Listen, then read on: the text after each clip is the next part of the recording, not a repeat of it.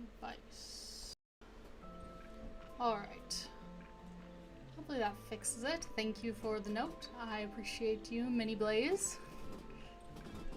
Always something, I swear. You know, I try to give myself some grace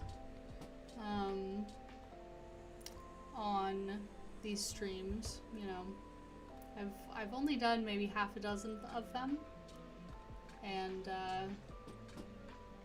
it's all a learning experience. Such as right now, when Zbrush does not want to pop up. A bit louder. I'm maxed out, can barely hear you. Let's see.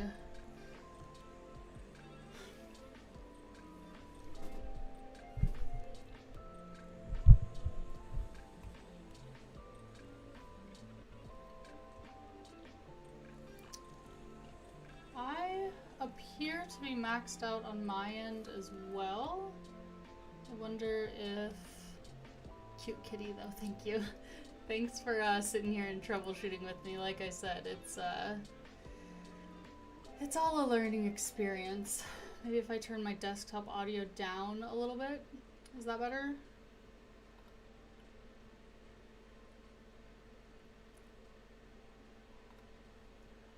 Hopefully I can get the balance right.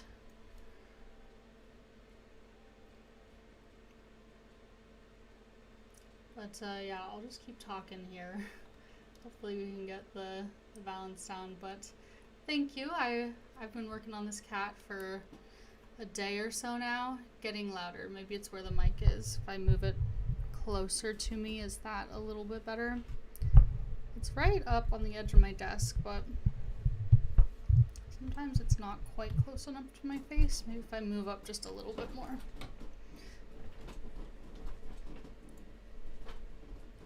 Just really get right in close. Is that a little bit better?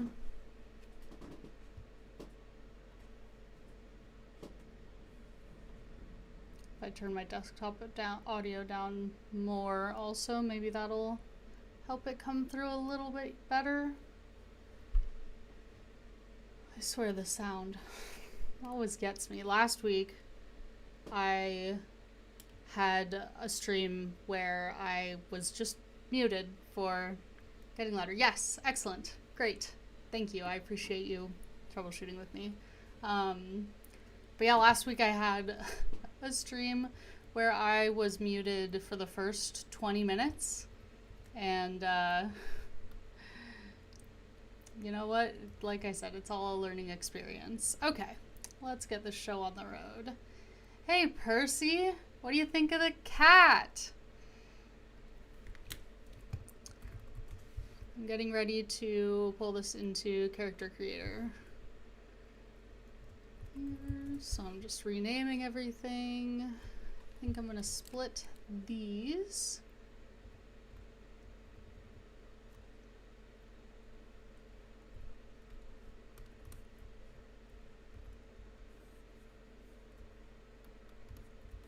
Percy was helping. Percy's my very good friend, and they were helping me yesterday. It gives Beanie good. That's what I was shooting for. SR said sounds good on my end. Excellent. Thanks guys. I appreciate you giving me some real-time feedback. Front leg left.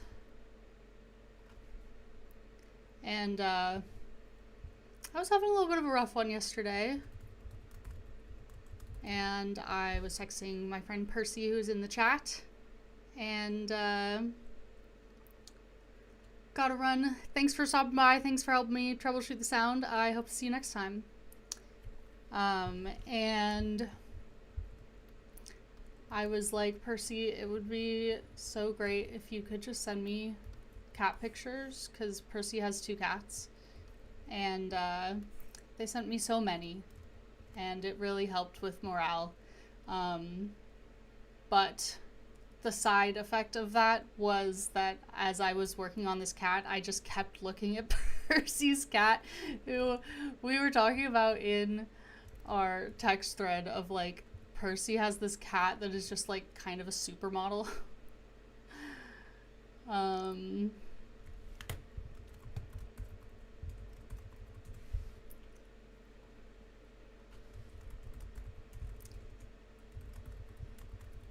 This is the first animal that I have sculpted in a while. And it was really just throwing me for a loop. Normally I'm pretty good. I got to a point in like a couple projects ago where I was feeling just like really proficient in like sculpting animals, like looking at especially faces, like looking at the planes of the faces and just like making them. But it's been a minute since I've done that, and yeah, this cat was really throwing me for a loop.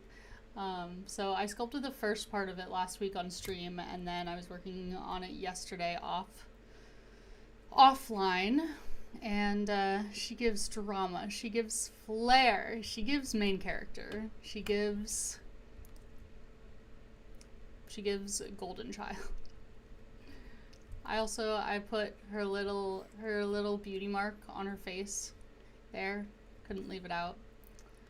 Okay. So hopefully Character Creator will let me rig this with their like built-in skeleton. We're gonna see.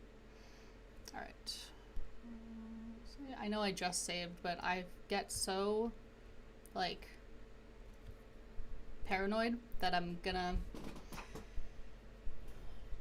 mess something up and lose all my work, so I'm pretty like fussy about saving.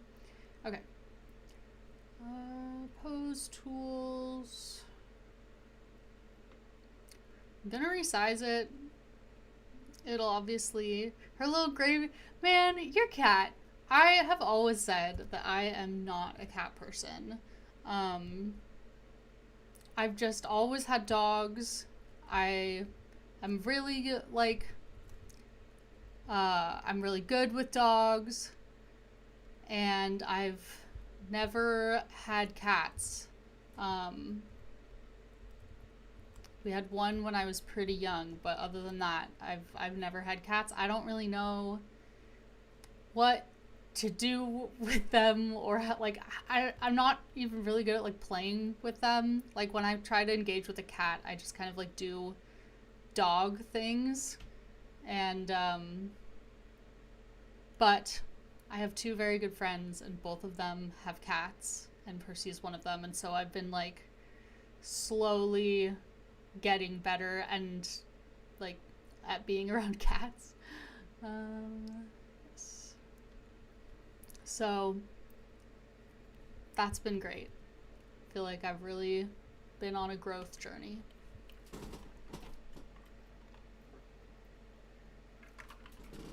And it helps that, you know, all the cats are lovely. Okay. With any luck, Character Creator will be kind to me today, but we'll see.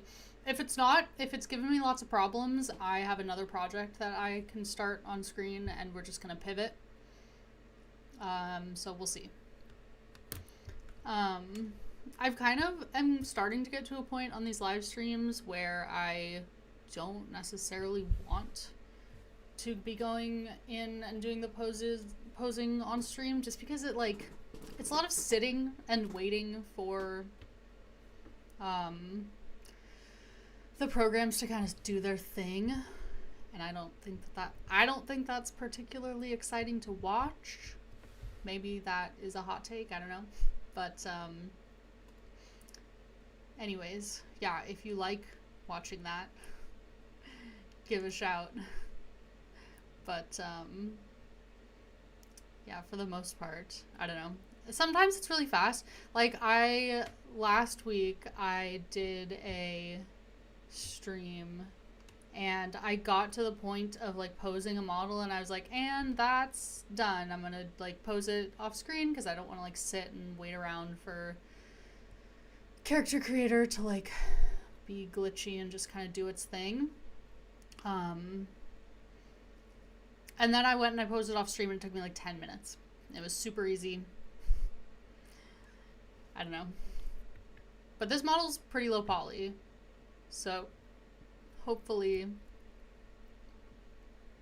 it'll work and not cause any problems. And nothing can go wrong.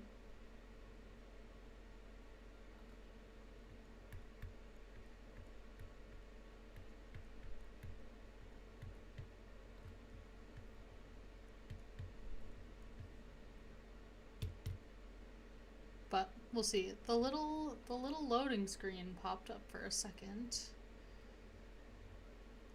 So I'm not quite sure what it's up to.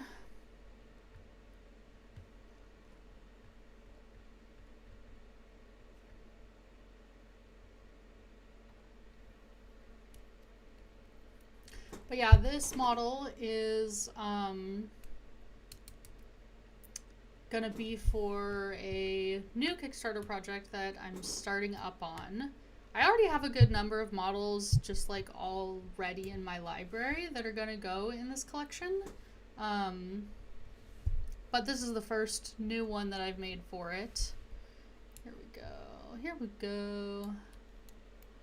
I'd like to proceed, yes. Yeah, this model is pretty low poly. But it's gonna be beasts and familiars because, yeah, like I said, every single animal model I have ever made, I just am so proud of. I think every animal model I've ever made just looks so good. They're kind of my favorites, and they tend to be pretty popular. And I just was like, you know what? And I play in 2 D&D campaigns also, and both of them have druids in them who wild shape, and so there's just a lot of reasons that for the last like few months I've been like, you know what? I really just want to make like all the wild shape like options. So that's what I'm doing. I'm really excited for the dinosaurs.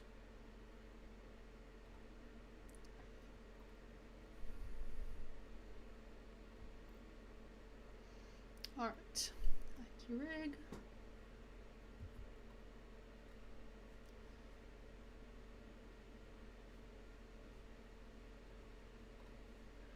Okay, we're gonna just hide the eyeballs and the tail and the ears. And select the rest.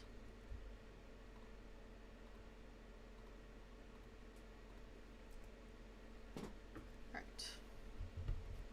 Usually I only have to select the body for this. I have not... I've done this with one other like non-humanoid before, and it was my black dragon, and it worked quite well. Although when I finish the like bind skin and I'm doing the check animation, all of the little like walk animations are for like a humanoid walking, and so that was pretty funny to have the dragon be like walking on its hind legs like a little person. So we're definitely going to do some of those types of shenanigans here today if character creator wants to be a cool, chill friend.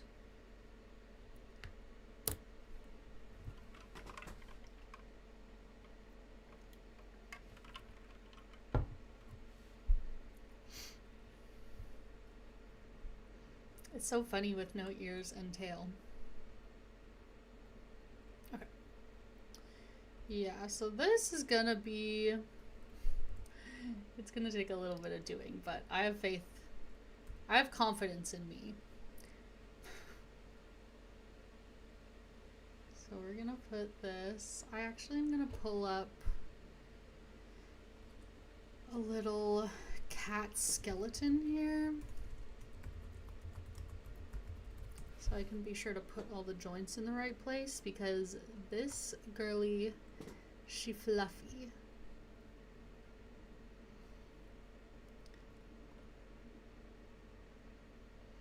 But luckily, Character Creator does give you this little view up in the top corner that at least shows you like where, like what joint you're manipulating.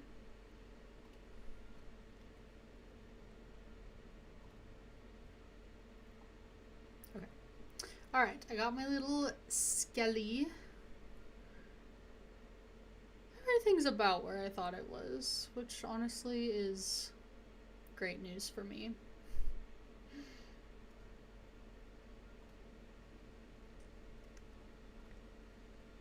Character Creator's so confused. It's like, what is going on?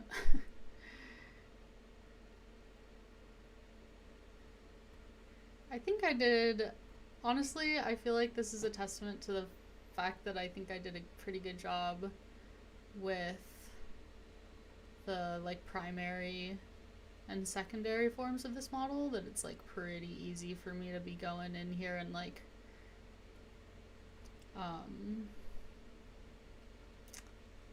and just be sticking stuff right on the skeleton and like kind of know where everything I'm looking at is.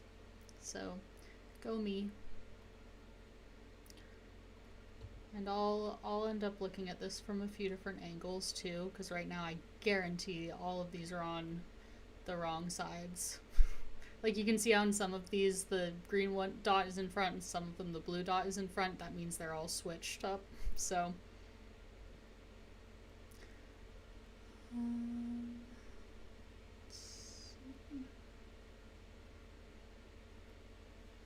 I change this to orthographic view? Orthogonal? Yeah, okay. In most programs, in every like digital sculpting program that I've ever used, you can let's see. You can switch between like a perspective view and just like a straight on view. But sometimes you gotta hunt a little bit to find where that setting is. Okay. Now these are all funky.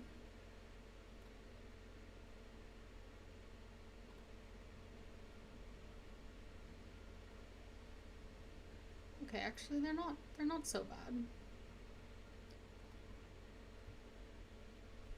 We're definitely being a little laggy here because of the multi-stream.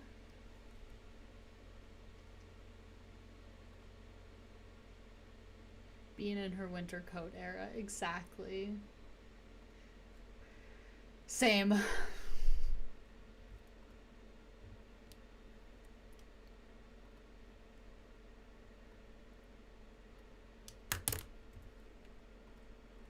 Okay.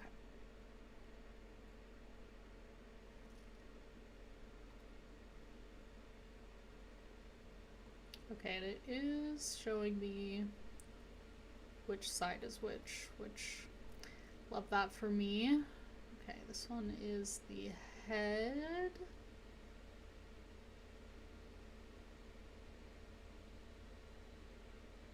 I'm trying to decide where to put the base of the neck.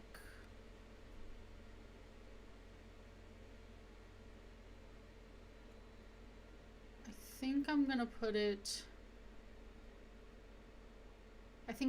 at the bottom of the neck as opposed to the top, so that the head one will be like the head swivel, and then the neck one will be in between the shoulder blades. That seems correct. Okay, and then this will be like here, and then these ones will be right in with the body. And let's go actually from below.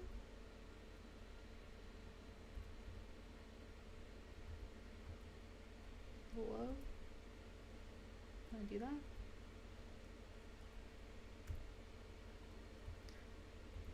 I'm not sure what the hotkey is here for below.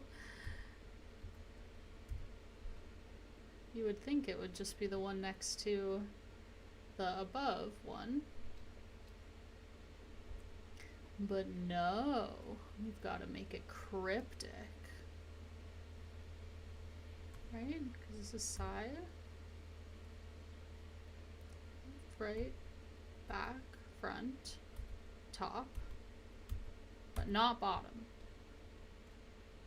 Tragic.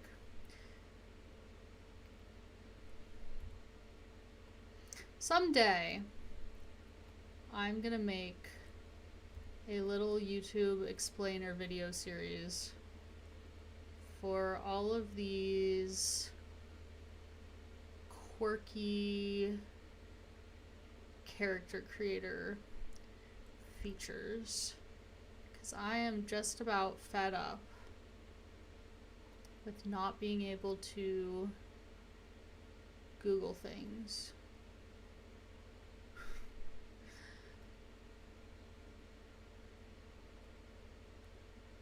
Okay, so I think the shoulder blades need to come up to like here.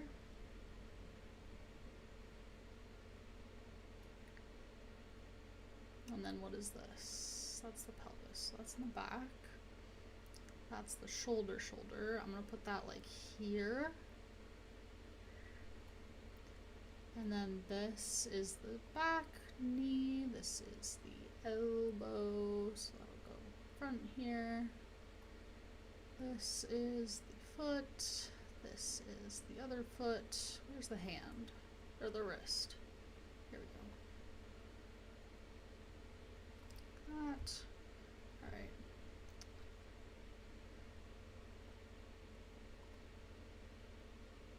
And then I think that should go more like here, question mark?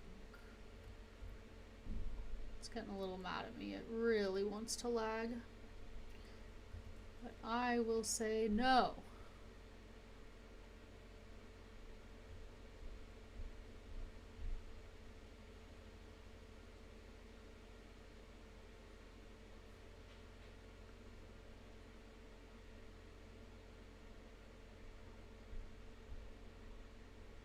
Okay, I think actually this should be up here, where the shoulder blades actually are.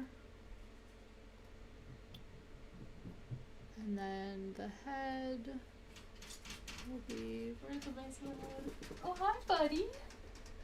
Hey there. Do you want to come say hello? Come here. Come here. Want to come say hello to the people? My dog just came in, and he is all zoomy because he just came back from his walk. I don't know if he's gonna wanna come say hello. No, come here. No, you don't want to. Okay, that's fine. That's okay. Oh, he's a funny little guy. He's really small, and his name is Zuko.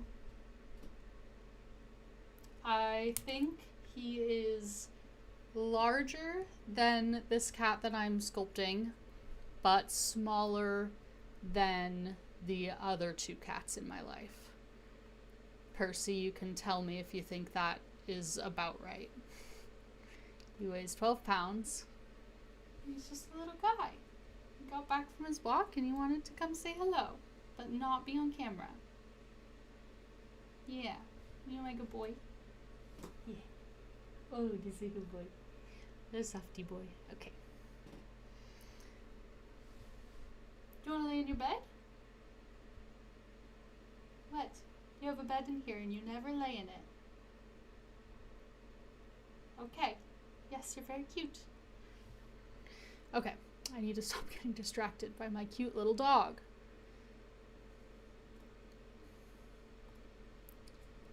Okay, I think this all looks good. Keep wanting to put the shoulder up. It is zucchini. Yes, it is zucchini. Are you sure you don't want to come say hello? Yeah. No, he really doesn't want to. Okay, I'm gonna stop trying. He's like, only look, no touch, no pickup. Only I will sit on the ground and stare at you. Okay. I think we've got everything on the right side here. These should be a little bit farther apart, but not a lot farther apart. All right. Let's start with that.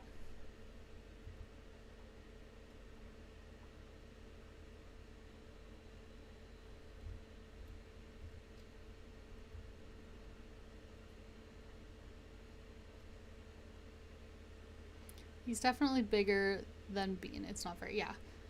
Yeah, Beanie is a little lady.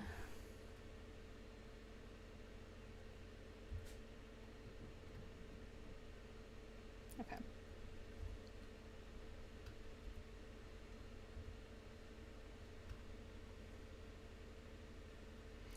He's about the same size as Lear. Quaz is a big boy.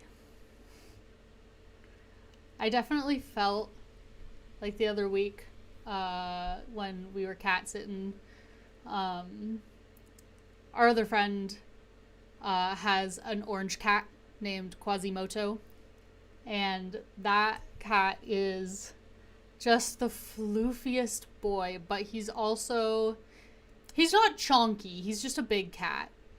He's like a healthy weight for a cat his size, but you can definitely, like, when he's like laying on your chest, you definitely can feel it. Okay, generate skeleton. Whew.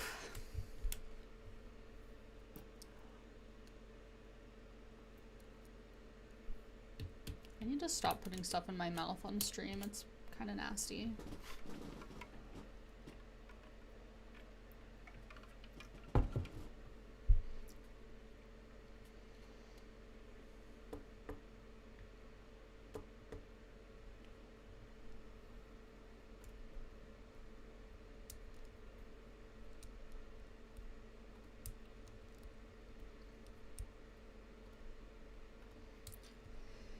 Just make sure all these streams are looking like they're up.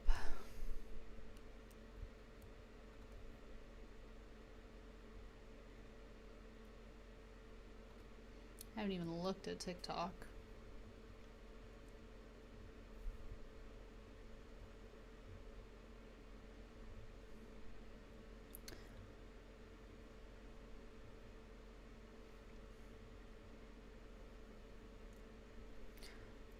Whenever I like cycle through to make sure all the streams are running, I always want to give the old like, hey, like and subscribe, but that feels so like, I don't know. I'm probably overthinking it. But you should like and oh my gosh, you should like and subscribe. Just saying. Okay, so yeah, Instagram or TikTok Live is not wanting to do the thing.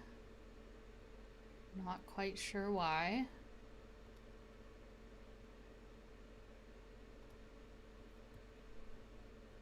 One of these days, all these technical issues are gonna just get me booted from being able to live stream on TikTok. I guarantee.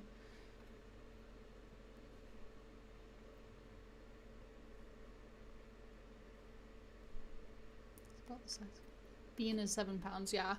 Zuko is 13 on a good day.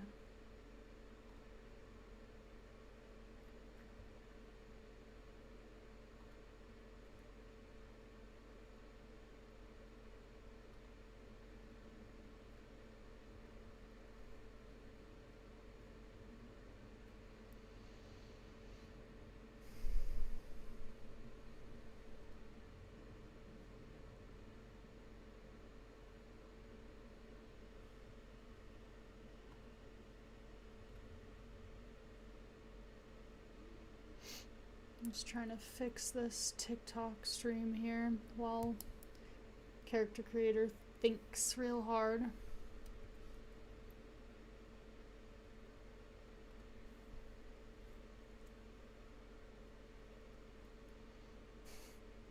It's looking at these paws and are like, what?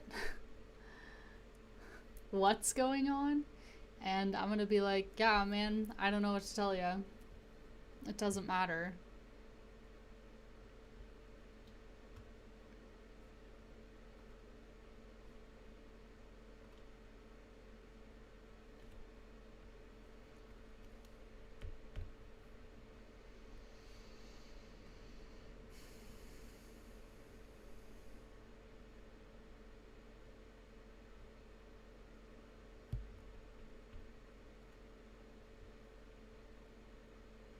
Alright, let's see if that fixed it here.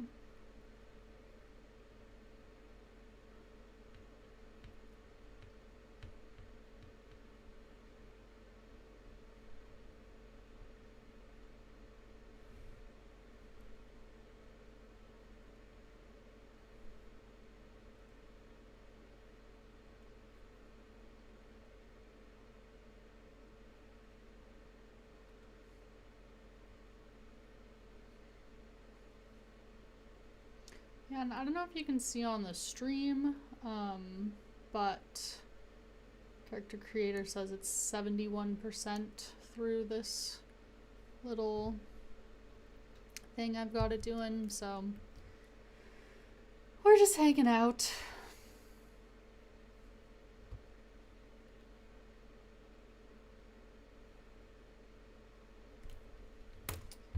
Look on my phone.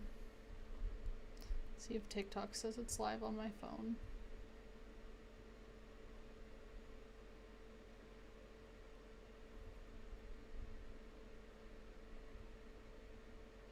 Because OBS is claiming I'm live, but I doubt.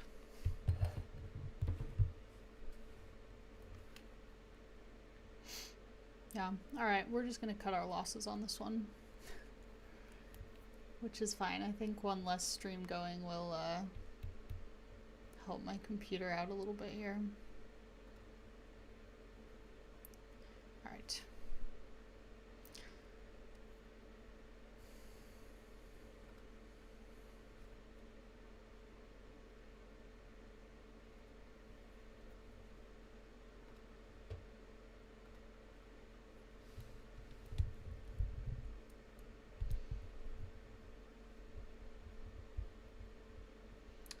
Still at 71%.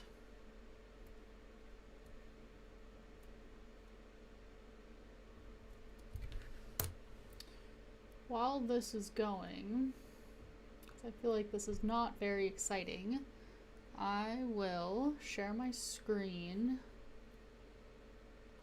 and we can look for reference images for my next model. Let's see here.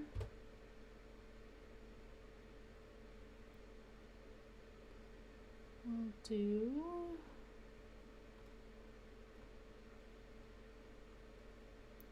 properties, window. There we go. All right.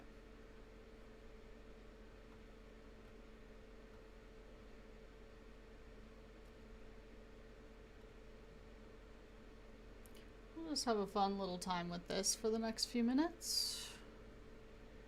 Let's It's still going, so we'll be patient. Okay, so my next model that I'm gonna make, I'm just gonna kind of go with the cat thing since I've been, since I already have this cat base mesh. The nice thing about working in subdivision levels is that you can reuse the same like base over and over. So I'll kind of share what my method is for when I'm gathering reference images.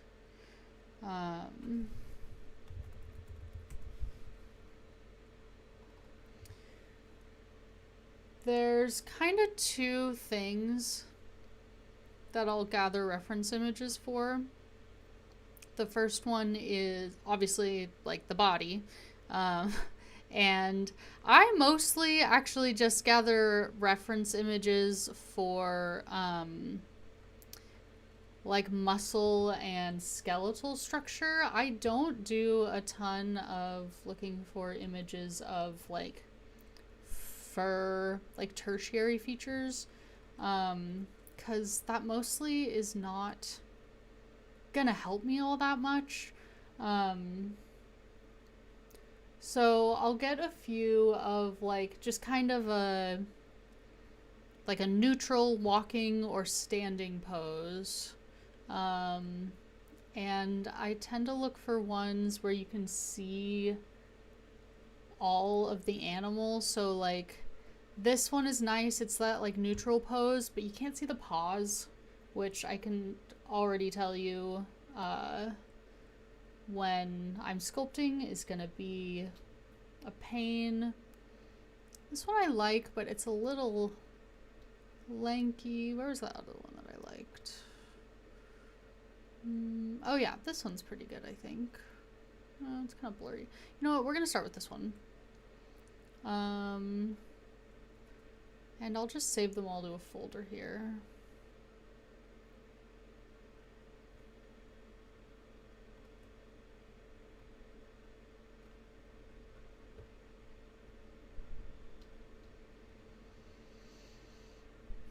I just made one. Where is it?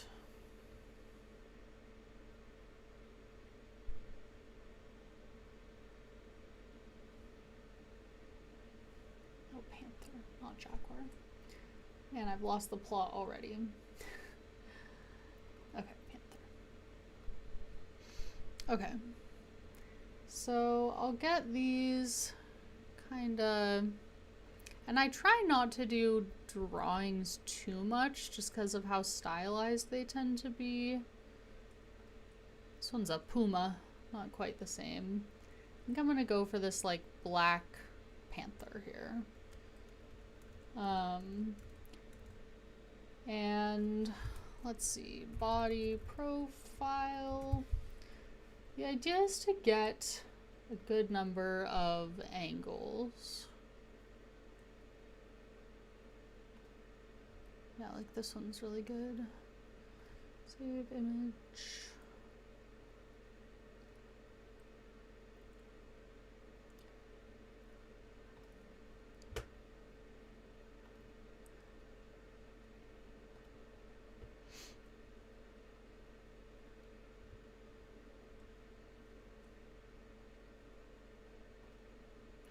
And then the other thing that I will do, well, okay, let's not get ahead of ourselves.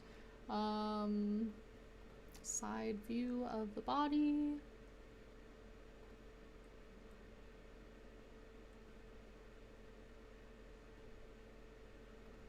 Save this one.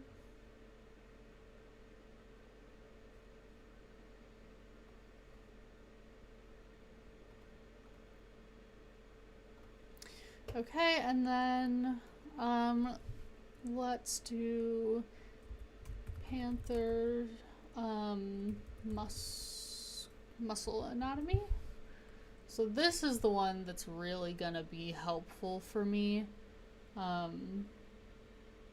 Once you get the primary forms of like the legs and the head shape. The next thing to do is have just a really good idea of like what all of the muscles look like. Especially for something that is as muscular as a panther.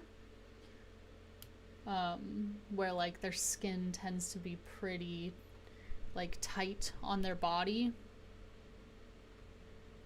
And you can really see the muscles underneath their fur. Again, the nice thing about having just sculpted a cat is that I already do have a good amount of this like built into the model already. But, you know, you can never have too many reference images.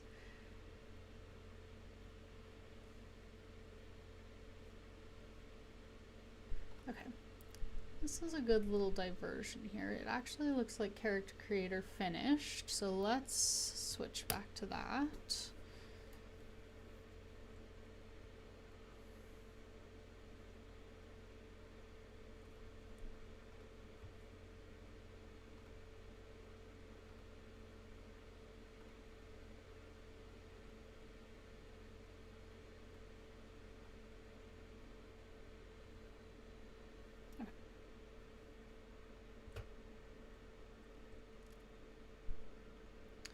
Okay, so let's see how we did here.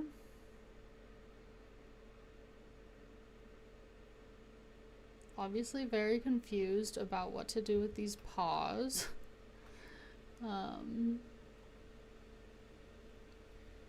Doesn't seem to have forced symmetry, which I'm not quite sure why. There we go. Okay. I'm not convinced that this is gonna matter all that much. Actually did a decent job of like looking at the little claws. It actually did a really good job of that. I can't even get it to do humanoid hands this well a lot of the time. Okay, great. Good job. Okay, so we'll do bind skin. Again, this might take a few minutes, so stand by.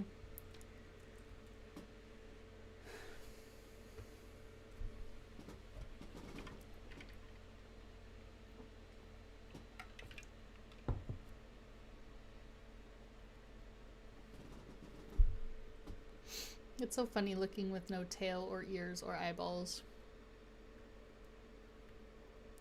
This is going to take a few minutes, so let's go back to reference gathering here.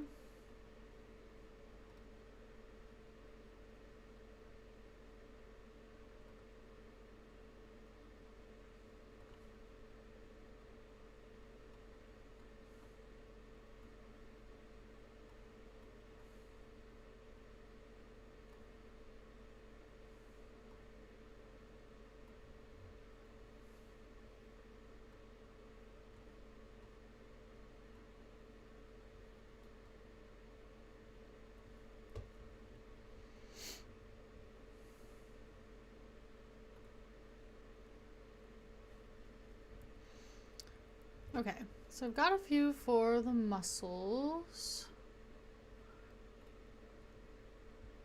I low-key kind of like, well, these ones are interesting. They like show the different muscle groups. It's kind of neat. I'll save that one.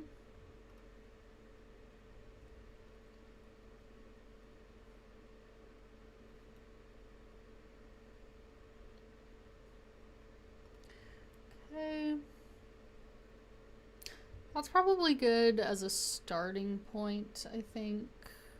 I might get one, actually, panther muscle anatomy of like top down. Because if you don't get the like back muscles just right, that can kind of make or break it. His dog.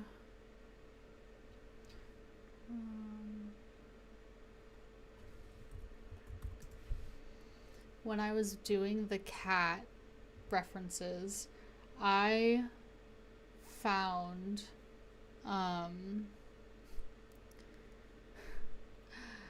so when I was in high school, I did IB science, and you know what, I might actually skip the face. I don't want to get struck for inappropriate images coming up here. Not inappropriate, but like, you know, whatever Twitch thinks is inappropriate. So let's do face. Panther face. Okay. For this, I will look for different angles.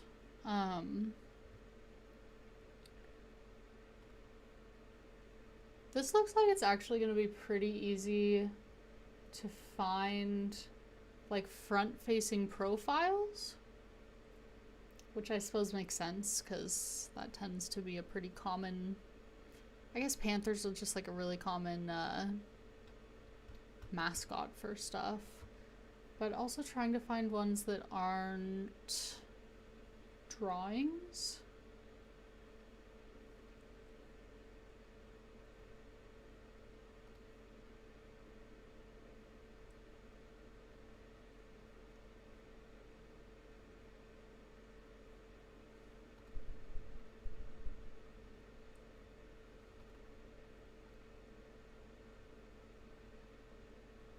That one kind of looks like a drawing, but it's pretty good, so I'll just save that one.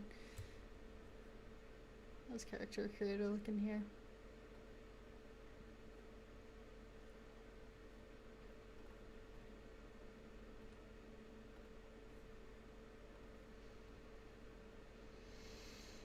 Let's open this in a new tab here.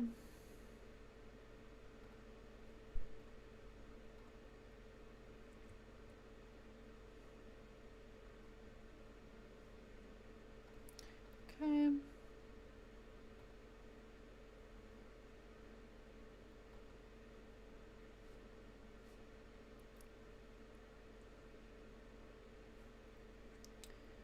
Character creator's still thinking about it.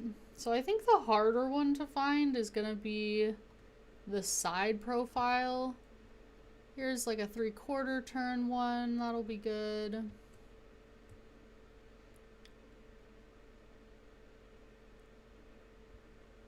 Finding ones that are like a fully side profile might be a little tricky. There's one that's almost perfect for that. Oh, there's a couple here, okay. The other nice thing about panthers is that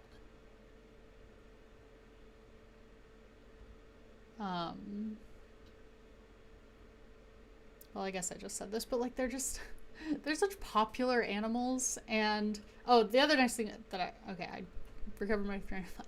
The other nice thing about panthers is that there are not really different breeds of them. This one's too small. So you really are not having to like pick and choose based on like, oh, that looks like a slightly different breed. It's gonna have a slightly different face shape. Like for cats or horses, like there's just so many different ones, and you have to be like kind of specific when you're searching for them. Otherwise you're gonna like really be struggling.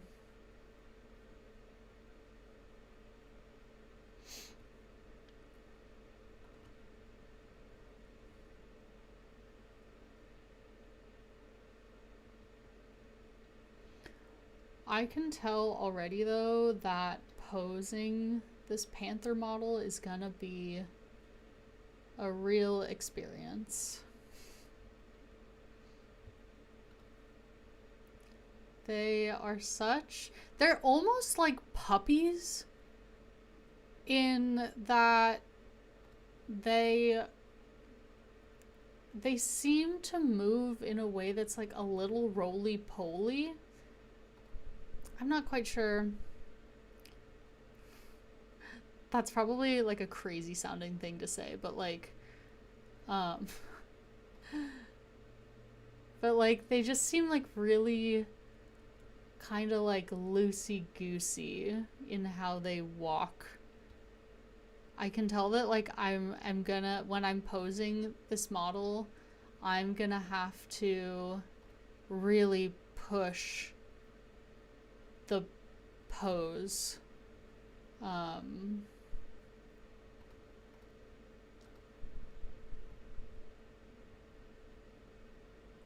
Everything about these guys is just so exaggerated.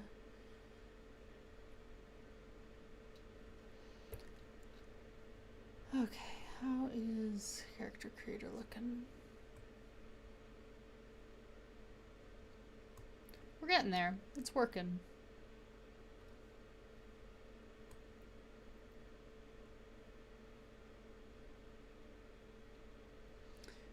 Let's see. Panther from above. Yeah, just as many different angles of these guys as I can possibly get images of, because you really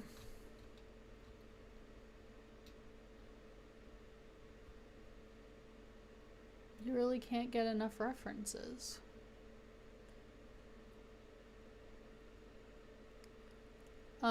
And really the process of gathering references is kind of just so that I don't start to feel overwhelmed when I get started.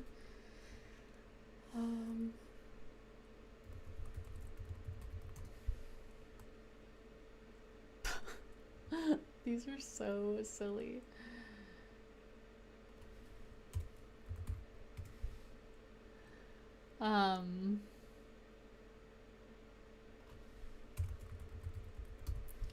When I first get started on a model, it can be really easy to just start to feel overwhelmed.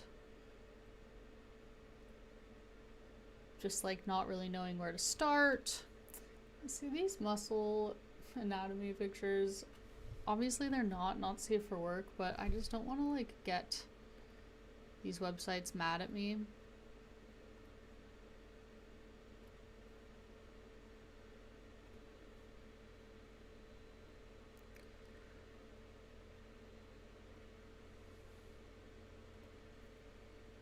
Okay, I'm actually gonna switch gears here because it looks like character creator has finished doing its thing. So we're gonna get back to that.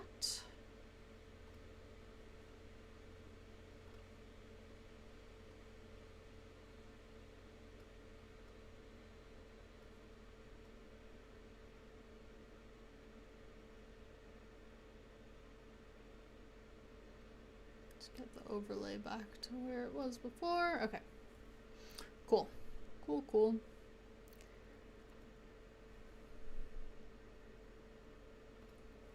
Alright, let's do a little check animation. This is gonna be goofy.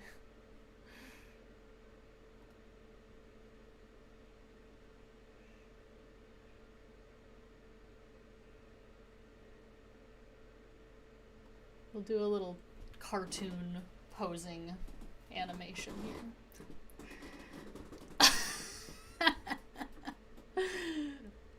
Oh, so goofy and silly. Oh my gosh. That is the most cursed thing I maybe have ever seen. But it does look like everything is rigged to the correct side of the body. So that's what we're really looking for. Alright, restore bind pose. Great. We did it! Alright, we'll get out of AccuRig here. Now, I'm going to send this pose to Zbrush. just so that we have like our basic foundation.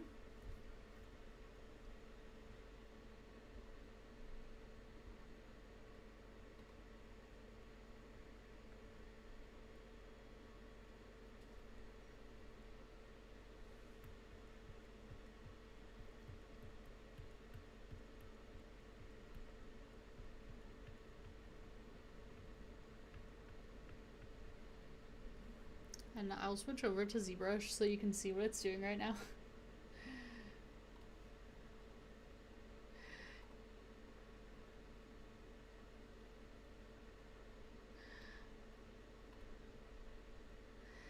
It's doing, it's transferred this T-pose. I'm not ever gonna use the T-pose, but the distortion is so funny.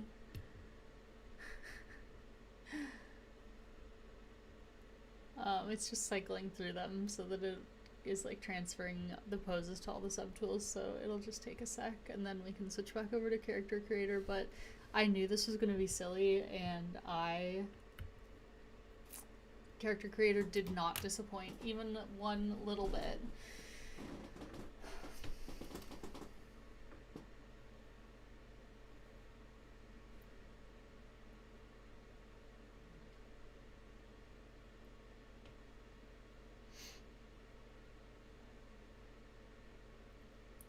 Yeah, this deformation that it does, it like looks concerning, but when I actually start to like move her, she'll be in like a cat pose, so it's not gonna be a problem.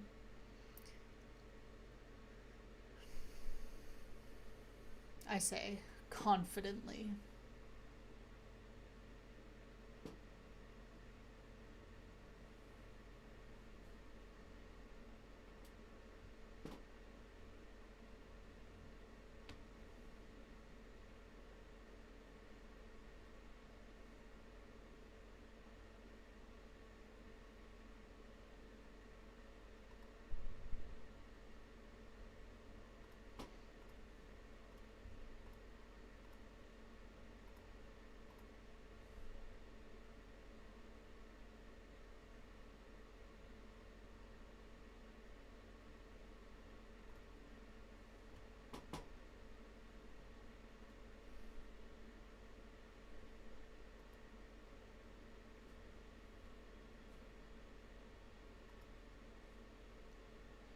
Okay, that looks like it's done. So we'll switch back over to character creator here.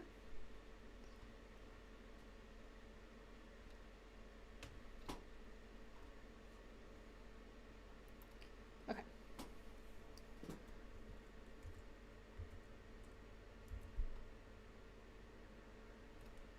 So the reason I did this is because I want to have her in a couple of poses. I want to have one pose where she's sitting and one pose where she's walking. So we're going to do the walking pose first because I think that'll be pretty straightforward. Normally when I'm posing a human, I will like drag pre-made poses onto them, but of course, that would get really messy really quickly here, so we're not going to do that. So I'm going to give her a little bit of a bend in the waist,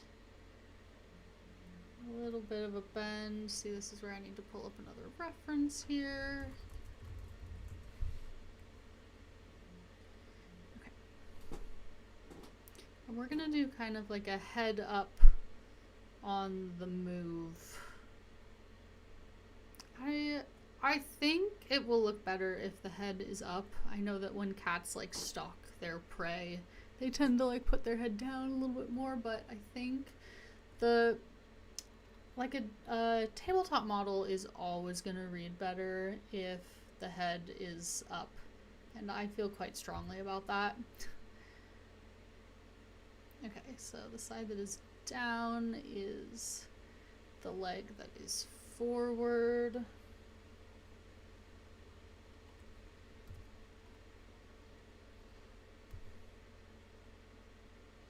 I'm actually just gonna drag the knee forward as opposed to, no, I'm not. I'm gonna drag the ankle forward. Okay.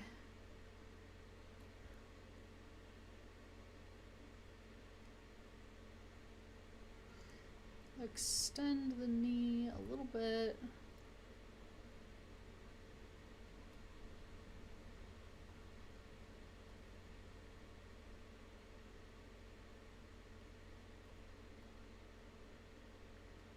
It's like, this is not how a human knee works. Stop trying to bend it like that. And I'm like, yeah, bet.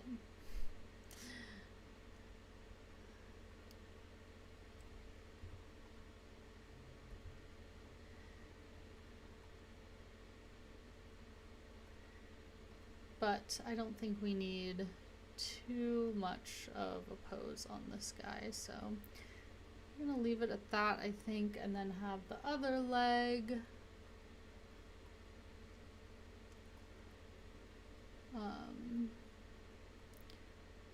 pulled back.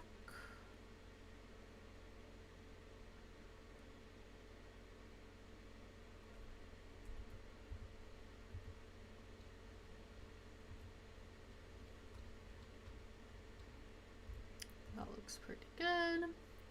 Okay, and then for these cats, for these walking poses, I'm actually seeing that the legs, both legs on each side are either forward or backwards. So we'll do that.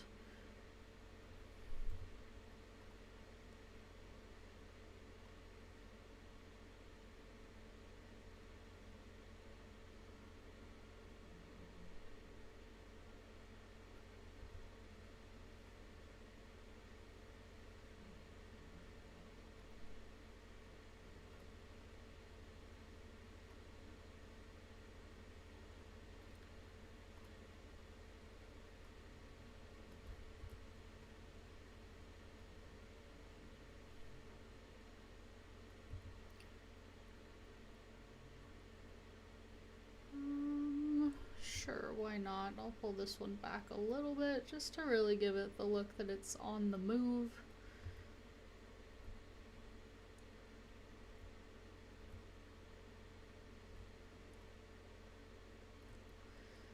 And then tilt the head back a little bit. Again, I really just think models tend to read better if they're looking up.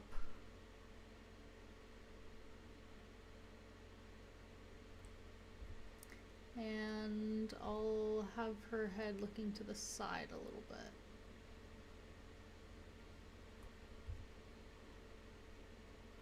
I'm gonna give her a little bit, just a little bit more of a bend here in the waist. Have her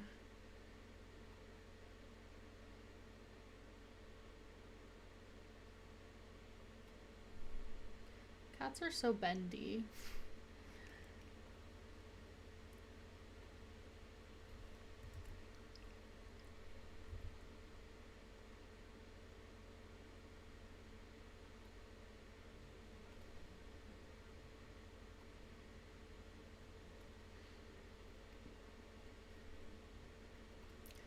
I do want her to be somewhat directional and have like a front. Oh my gosh, that looks pretty good, I think.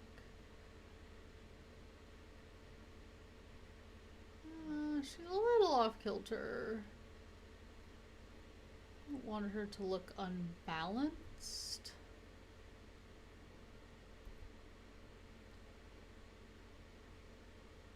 Oh yeah, I see what happened here.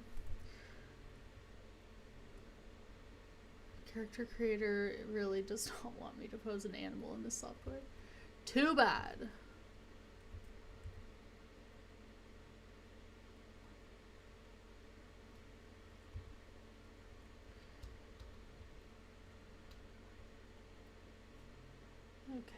few.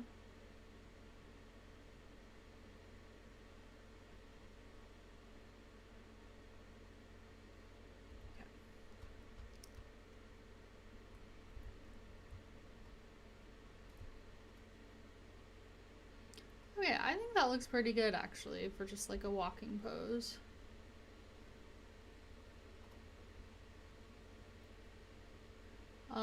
I'll pose the tail in Zbrush so that it's got a little bit more directionality to it. But overall, I think that looks pretty good. Alright, so we will transfer this pose to Zbrush.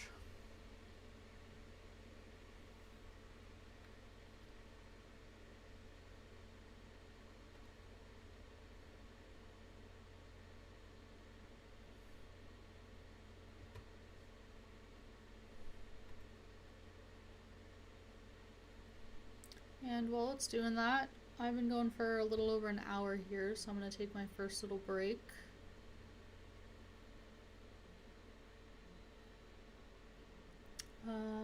Yeah, I will be right back.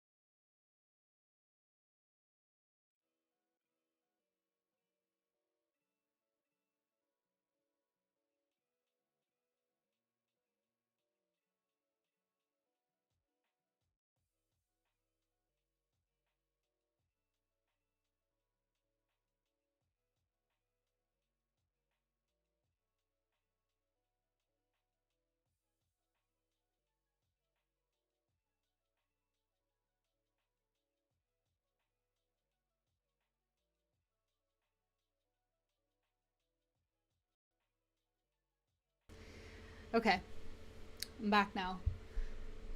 And I didn't even go back into Character Creator. My goodness, what a mess. What a mess. Okay, here we go. Okay. Like I said before, when I was muted and not showing the right screen, I'm gonna try to do a seated pose here. I'm not sure if it'll let me because it might scream at me and be like, hey, that's not how bones work. Yeah, it's not gonna let me do this. So I am gonna close out of Character Creator. Goodbye, sweet prince. And we're just gonna do it by hand in Zbrush. So let's switch back over to Zbrush here.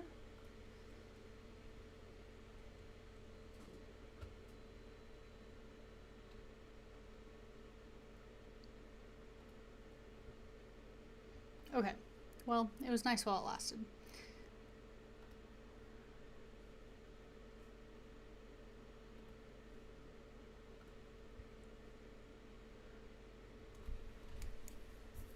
Okay, so we're just gonna make a copy of this tool here.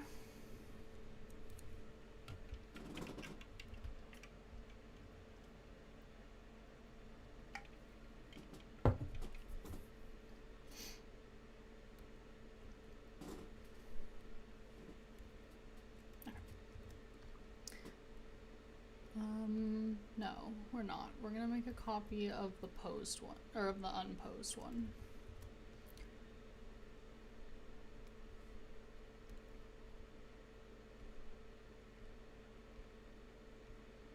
I swear, one of these days, I'll have a stream where I'm not accidentally muted for any part of it.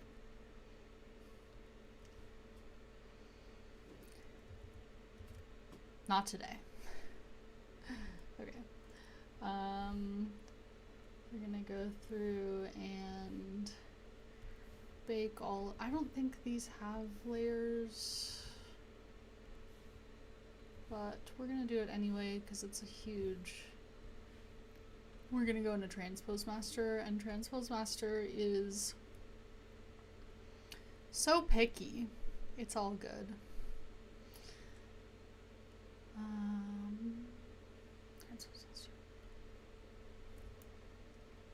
I'm definitely not going to do multiple poses for all of these animals in this Kickstarter, but definitely will for at least some of them. I think I'm going to want to use this model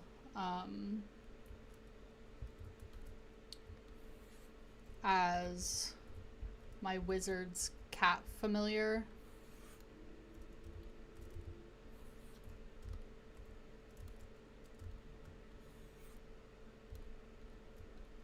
Shout out Jazargo, the goat.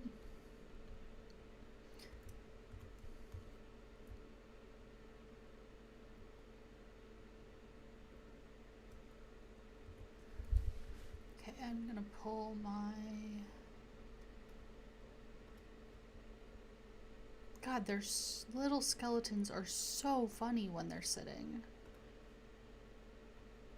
Who'da thunk?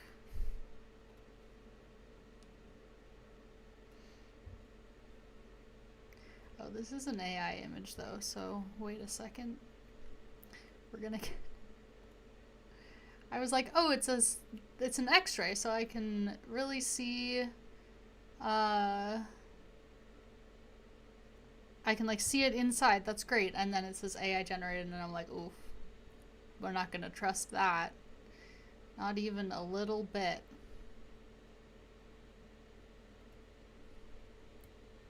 Okay, here is a real skeleton of a real cat.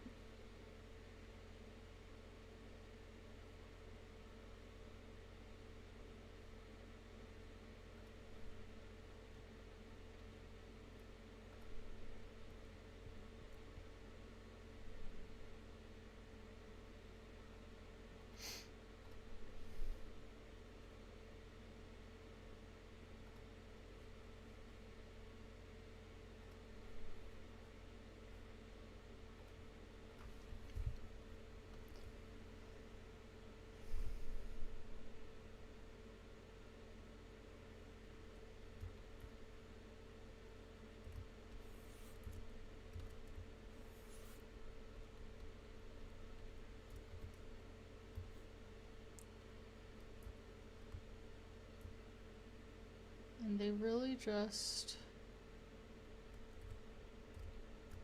sit their whole ass down?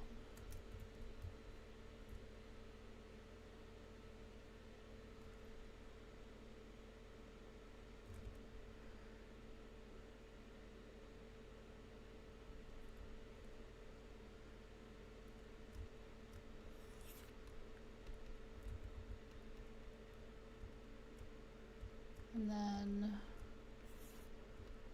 I want to say bring this up.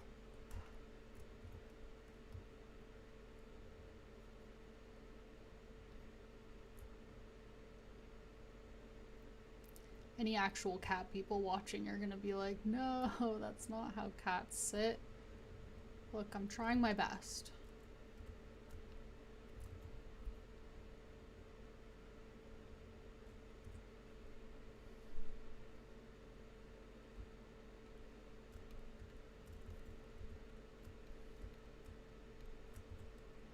I have absolutely no idea what the tail's gonna be doing here. I'm gonna have to look at a different picture for that.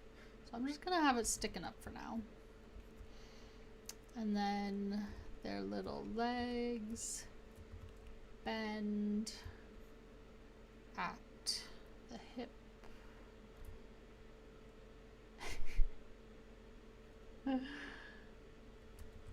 This is so silly. Don't look at me.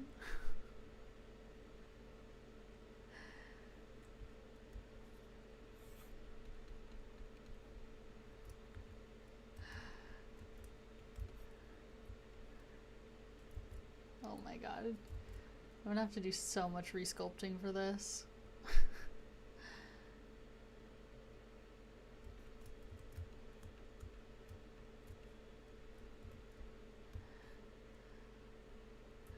It's gonna work out in the end, I promise. They usually wrap around their little feet or leave it off to the side. Okay. I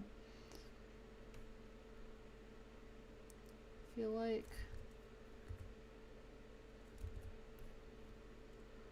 I can send pics of me. Sure, yes, I won't say no to that. Percy's gonna send me pictures of the very cat that I am sculpting.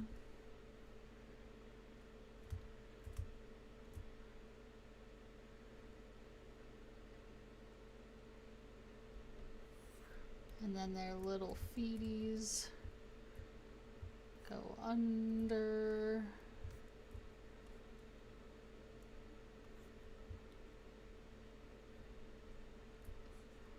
There's going to be some resculpting that I do and some just fudging it.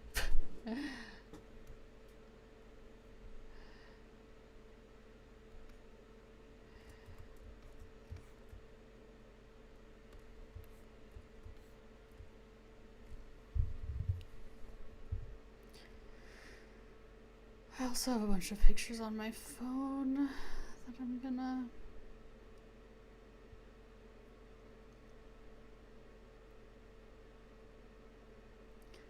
I feel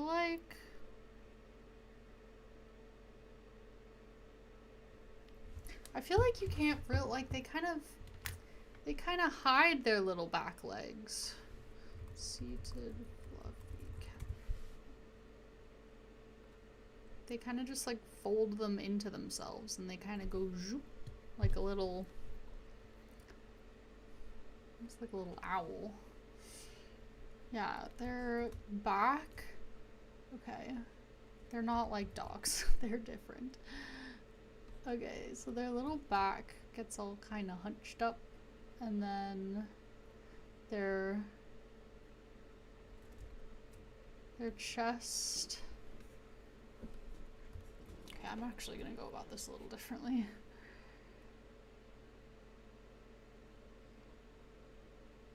No, that's fine. Stay the course. Trust the process.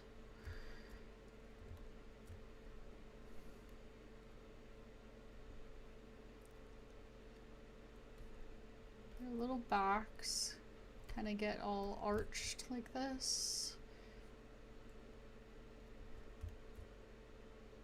And then their legs.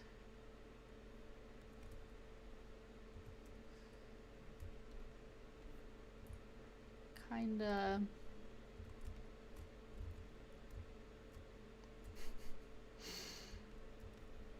We're really trusting the process here.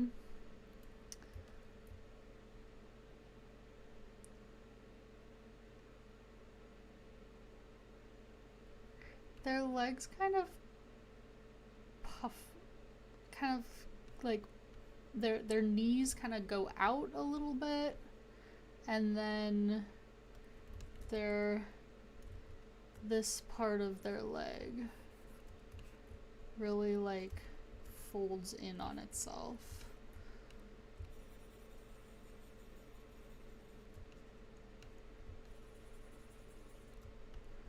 I'm gonna have to completely resculpt all of this, so I don't really care that I'm smoothing it out here. Okay.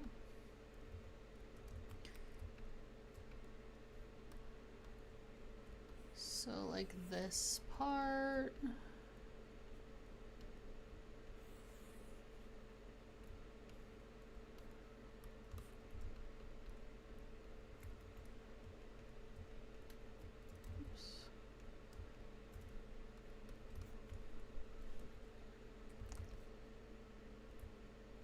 Goes like that pretty much, and then kind of tucks under a little bit, and then I think I kind of broke this part of the leg, so we'll put that back where it belongs.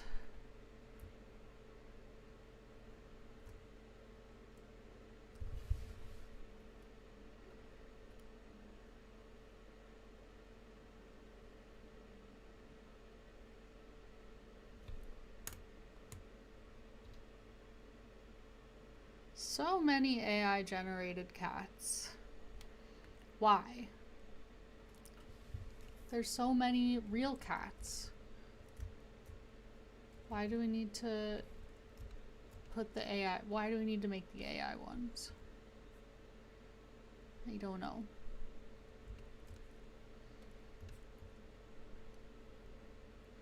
And then their widow feeties lie straight on the ground.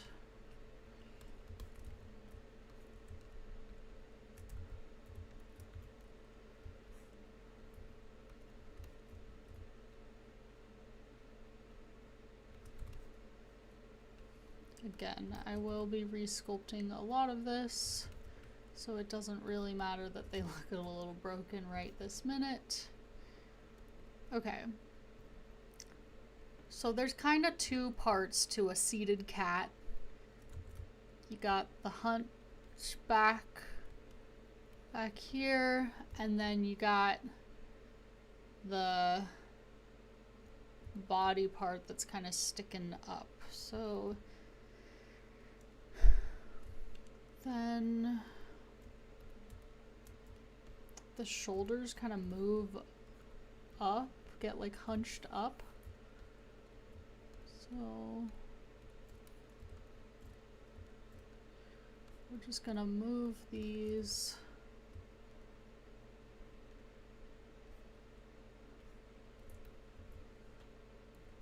I can see what Percy was saying before about how their collarbones aren't really attached properly. Because a person could never move their shoulders like this.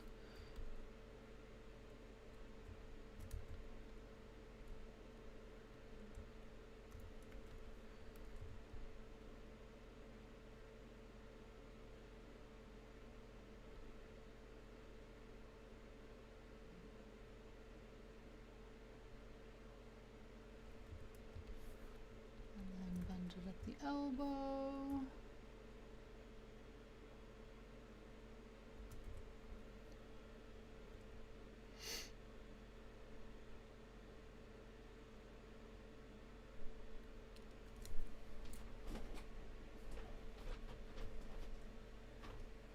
auto-saving.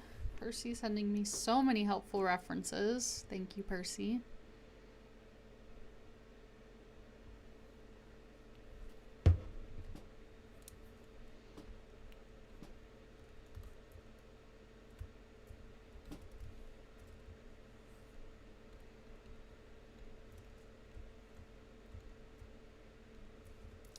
Again, we are trusting the process.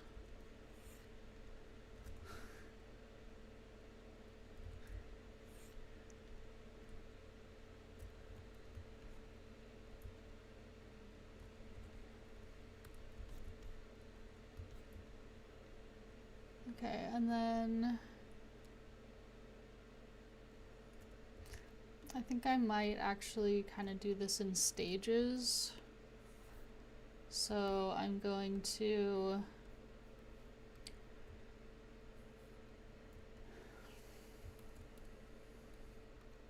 move the head so that it's not facing up.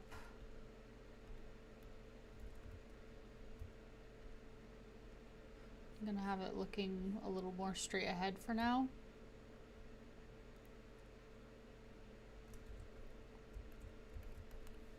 And then I'm gonna go resculpt this nightmare while it's still a little bit in symmetry. And then I'll finish the pose.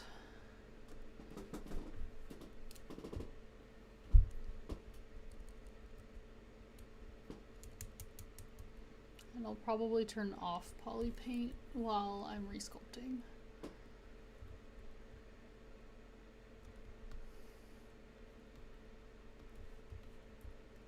I'm gonna hide the tail also.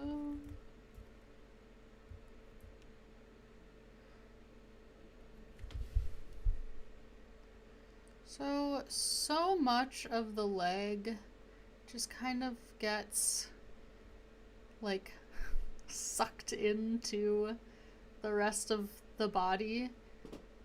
Cats just have such loose skin.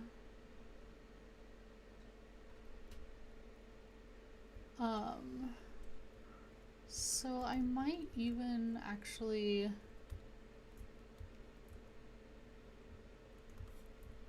I desperately want to Dynamesh this, but I don't think I will.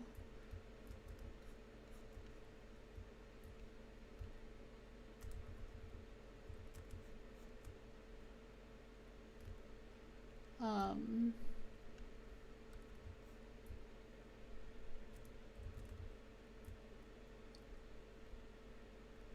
gonna tuck in this little back half here,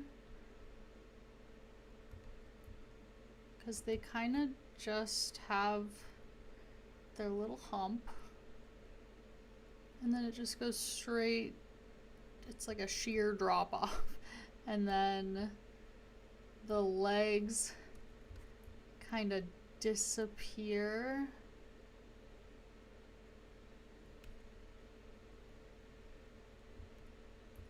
Into the body. Oh my.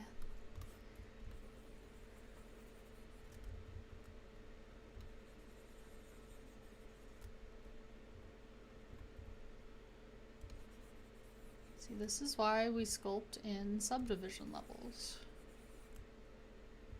So that you can really move the mesh around and it will not get super duper messed up.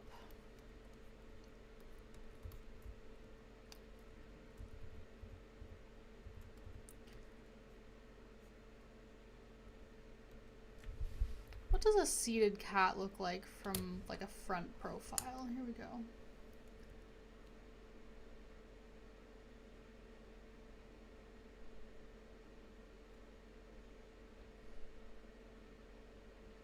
So silly. The answer is silly.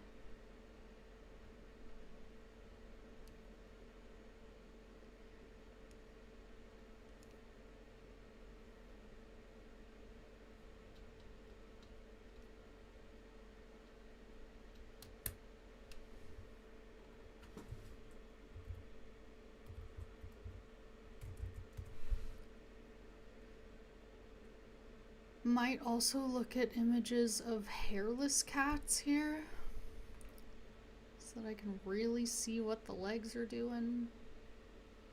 Yeah, they just tuck right up into the body, don't they? Okay.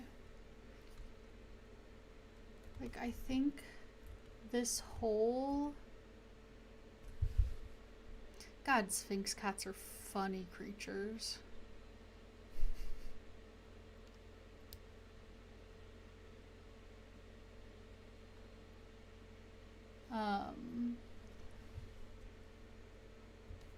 Okay, I think I can pretty much just tuck this leg mostly into the body and then just bring the main body kind of out a little bit like this.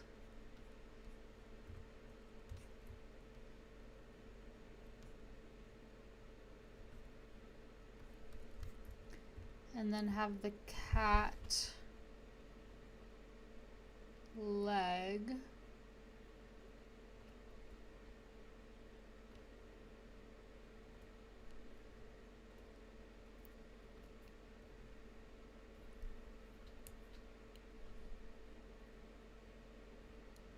just trying to figure out where all the joints sit.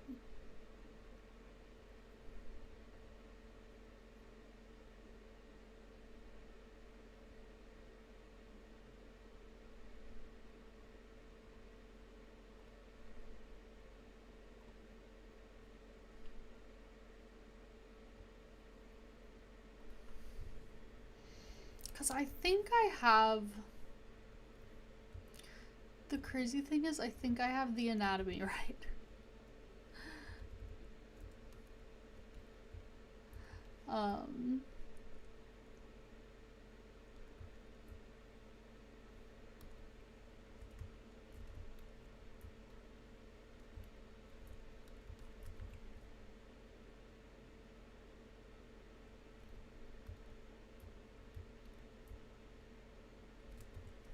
As crazy as that sounds.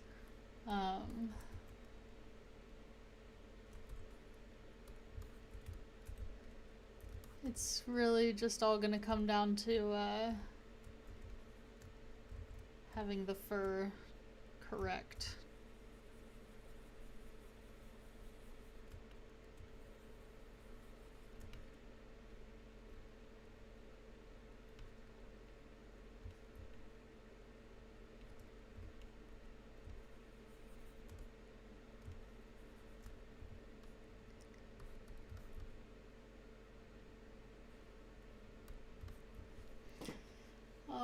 The little feeties on the front, though, I think need to be more straight.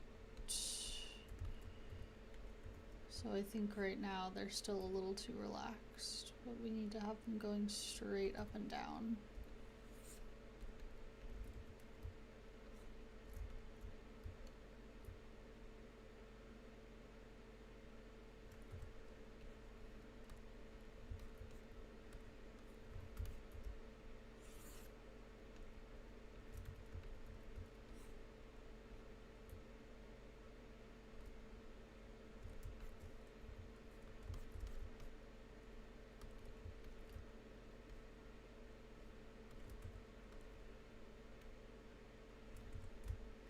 And then the shoulders kind of protrude at the top, actually.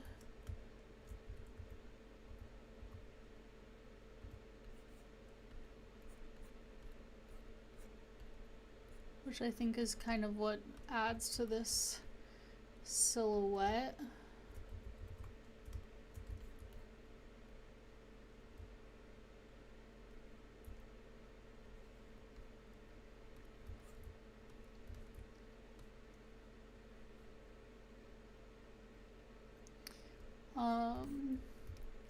I'm gonna have the little feeties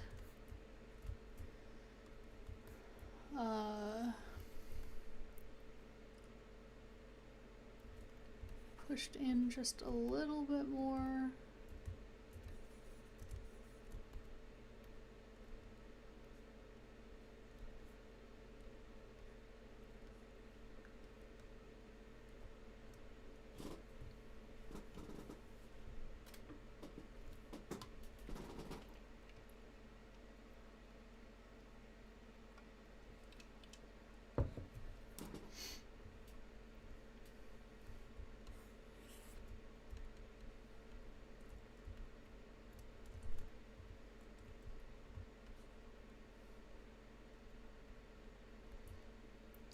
I feel like right now they're kind of angled out, and they should be angled in, or at least straight. Yeah, there we go. And yeah, I'm just gonna kind of have the whole haunch just kind of disappear into the body.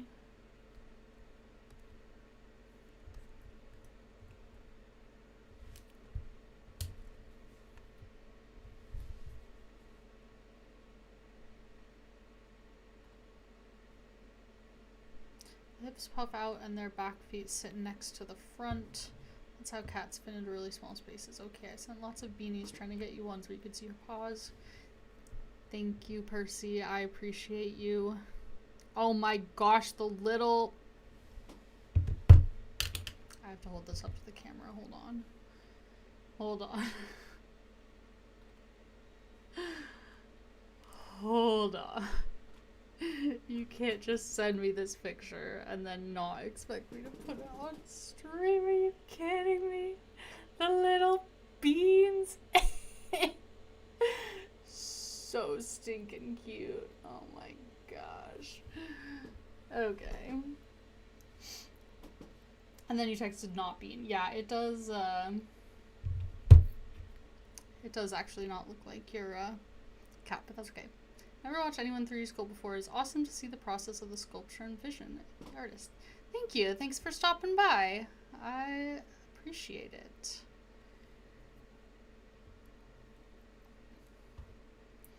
Okay. Okay, so, but I see what you're saying about...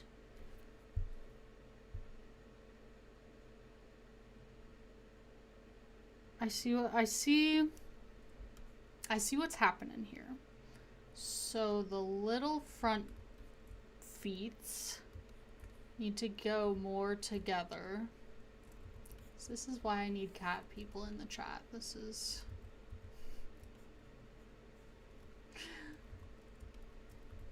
good.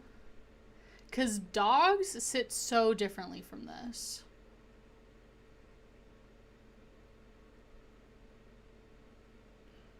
So these are like pretty much just together.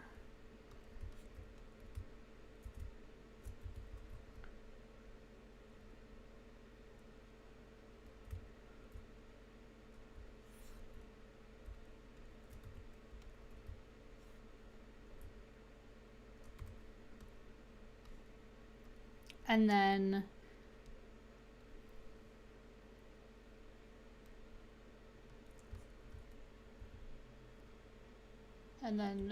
I'm just gonna actually rotate this whole shoulder.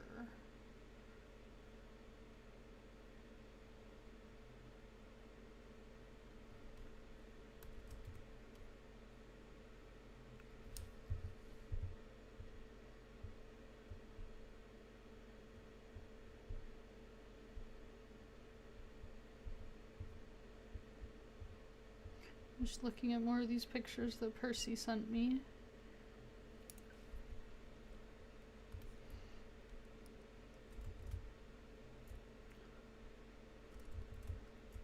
Okay, and then the torso just really gets pushed all the way in, I think. God, this is a crazy animal that I know nothing about. I feel like I really made this into a little bit of a hunchback situation.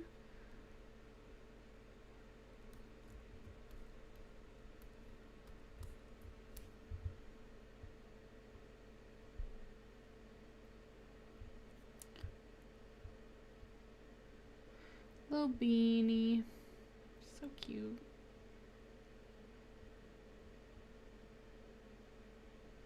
Okay, this is a good one.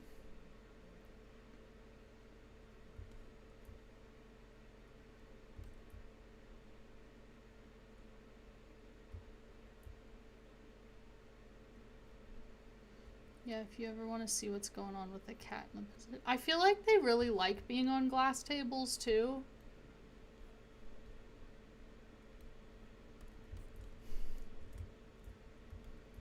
That just tends to be my impression.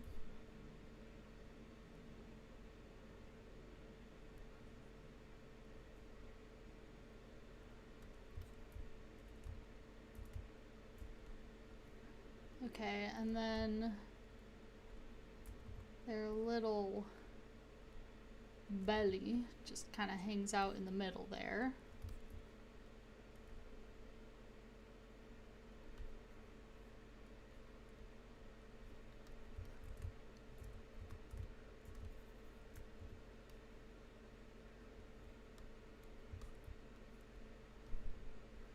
It's getting there.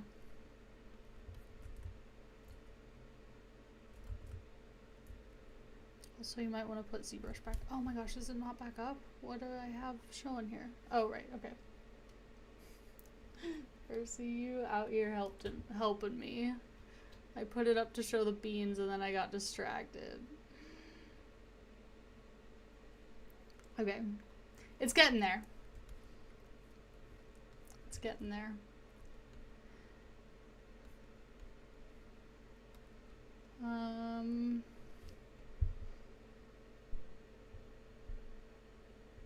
I feel like I'm not super happy with like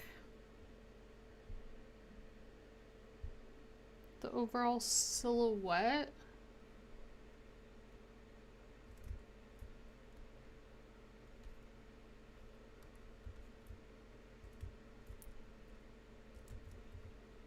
I feel like it needs to be a little more vertical.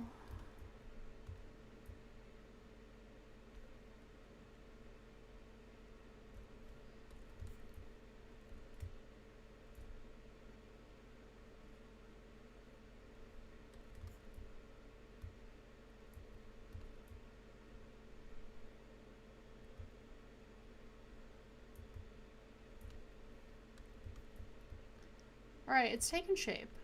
That actually helped a lot.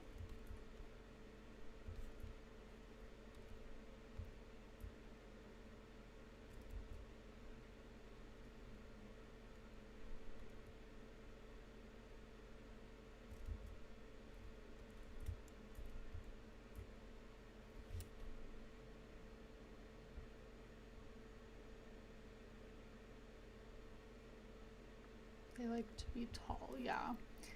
Yeah, and I think to look at how the head works here.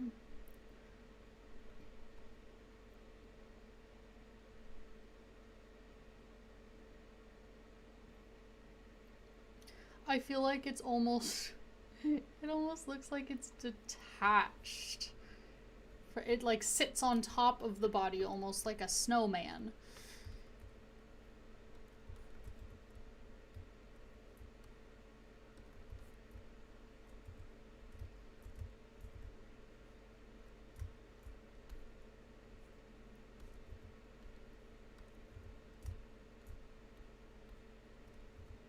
Like there's the end of it, and then the head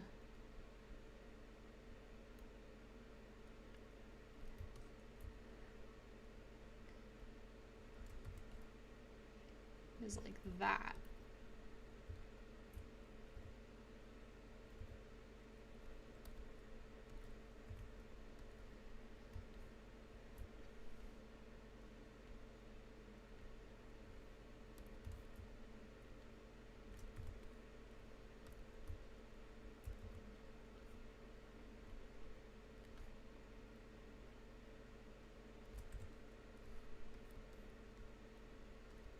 And then the chest puffs out. Oh, it's getting there. It's getting there.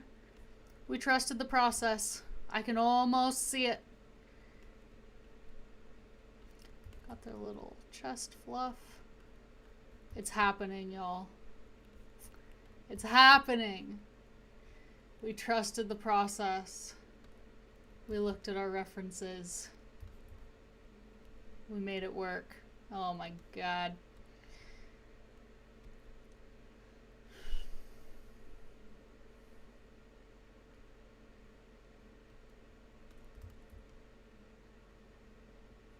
I feel like that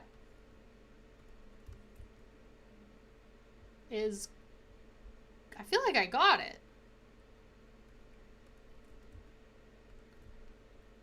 I feel like that looks like it's seated correctly. What do we think, friends? Obviously, you know, I still need to make it... I still need to put on the tail and, like, get it out of symmetry, but I feel like that...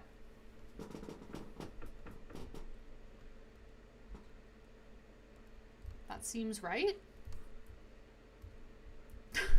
Oh.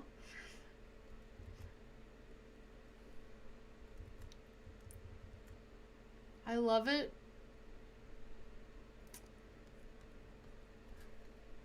I am so great. I am so great.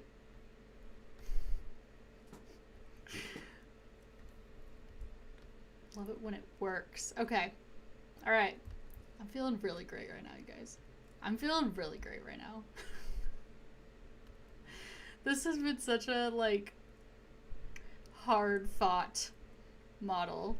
There have been moments, mostly yesterday, when I was in the depths of despair. And I feel like it's gonna happen. Okay. Obviously, need to do some resculpting. I think I'm just gonna do the tail first. It's so cute. It's just like a little feather duster.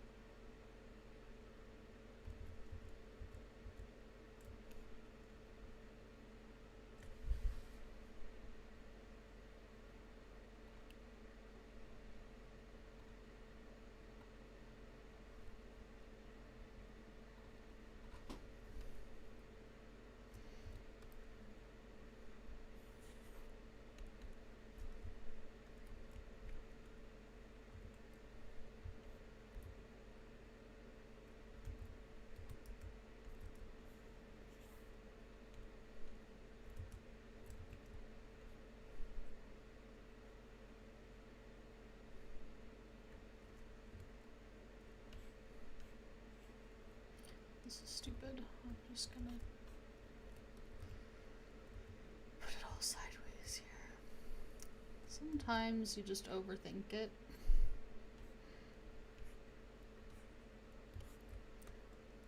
I'm definitely gonna have to resculpt this anyways, so it doesn't really matter if I do this part right or not.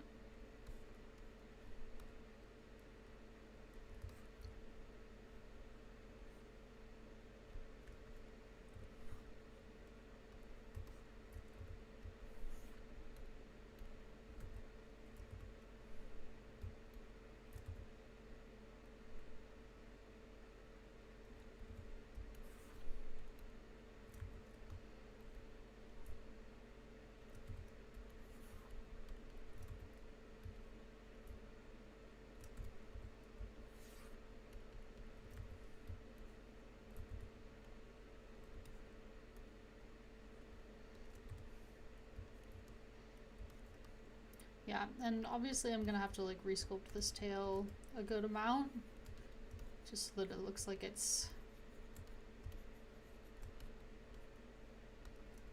sitting on the ground. Actually, you know what? You know what? You know what? I'm just gonna remesh it right now. Because I don't want to have to fight all this weird topology the whole time that I'm resculpting it.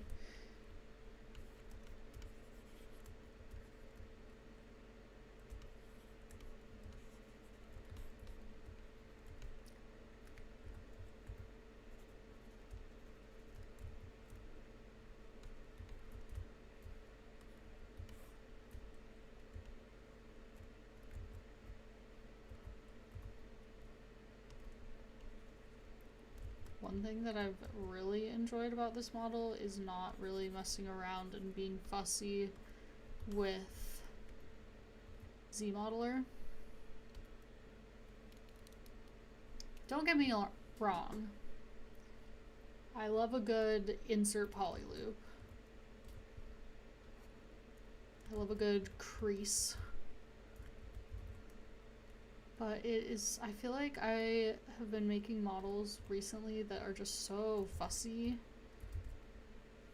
And this has just been so nice to just sit here and like sculpt and like look at anatomy references and just figure it out.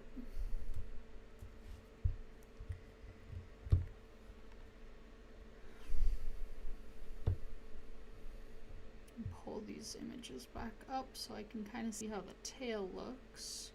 Okay.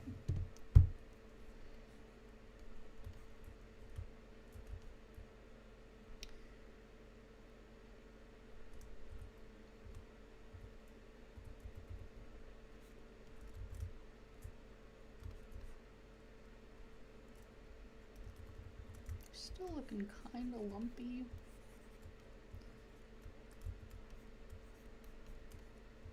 And that'll kind of get fixed over time. As I sculpt, the lumps will kind of just meld into the fluff. But, you know, good to start with a good base, I feel.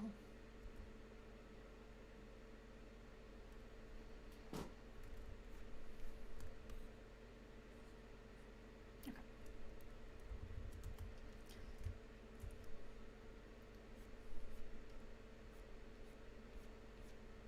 I'm just gonna repeat what I did earlier when I sculpted the tail originally.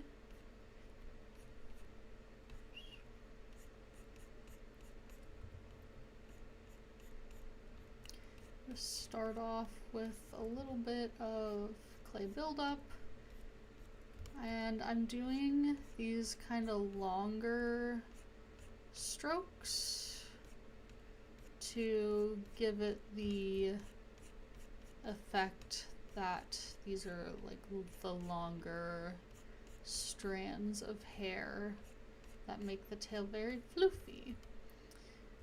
Okay, and then I'm going to snake hook and just pull out some tufts.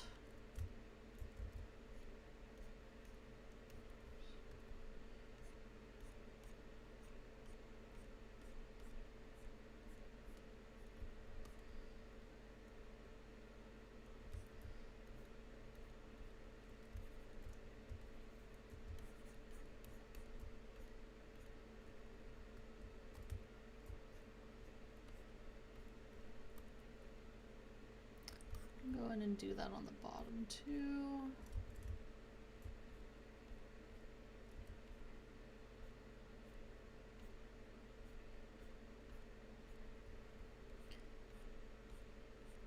There's a lot of times when I'm sculpting and I'll be like, I know what that thing looks like. Most of the time with like a weapon or something. And then you'll go in and you'll start sculpting and you'll be like, oh, I don't know what that looks like. This has not been one of those models. I have been clueless every single minute.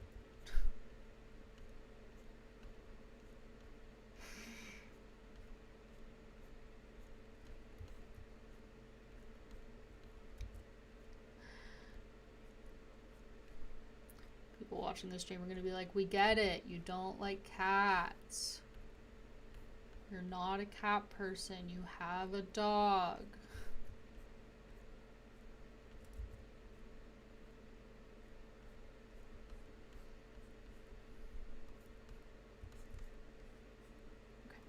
That's maybe a little aggressive. We're gonna tone it down just a little bit and then sculpt on the fur.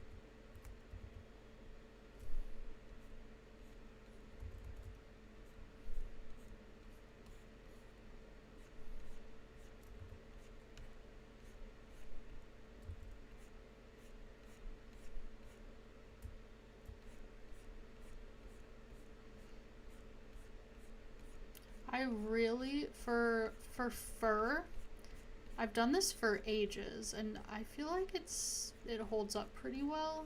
I really like just going in with the standard brush. Once I've got like my base forms down and I'm just ready to go in and just add texture, I really like just going in with the standard brush with one of these alphas that has like the three, there's like this one that's got the 3 lines, and then there's another one that's got 5. I really like this 3-line one though, and just kind of do a bunch of strokes that kind of overlap. I feel like it just really does a nice, simple job of conveying the idea of fur, as long as you make it so that they're not too like straight and parallel. I feel like it does a really nice job, and I feel like it also breaks up straight edges too this way, so that you really get the idea of like fluff. So I've been doing this for a while now, and I just think it's really effective. I also have a brush that does like fur alphas, and I like that one too. For this model, I used a combination of the two.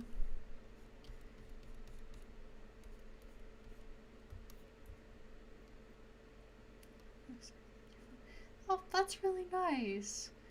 Thank you. That's very kind.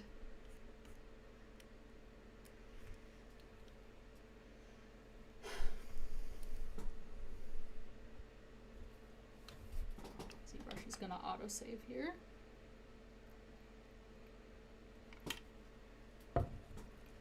Okay.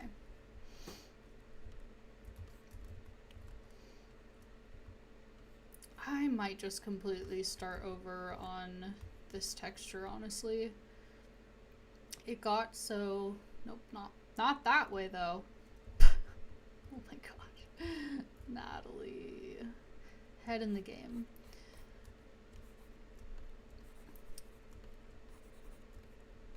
It just got so deformed and silly looking as I did the pose. It's almost a brand new model, quite honestly.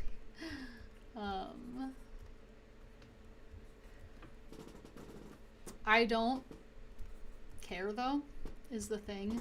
What took me so long on this model was getting the face right, and I feel like now that I've got that, I can do a million poses. I'm not going to, but I could, but I won't.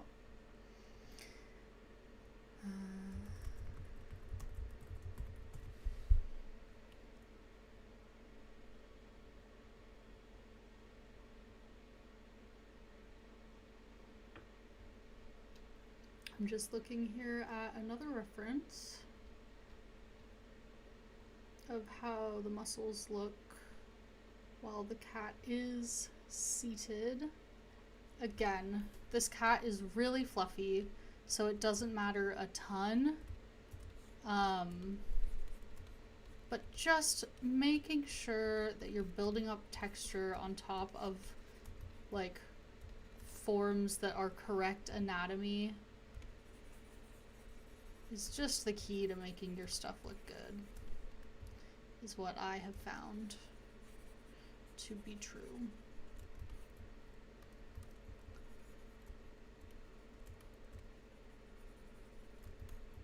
I don't need this higher subdivision level for now. Okay, clay build up. Okay, we've got this muscle going up over the shoulder.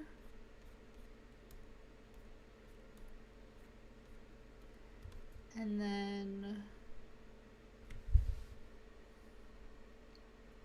oh yeah, okay, I was saying this at the very beginning of the stream and then I got distracted immediately.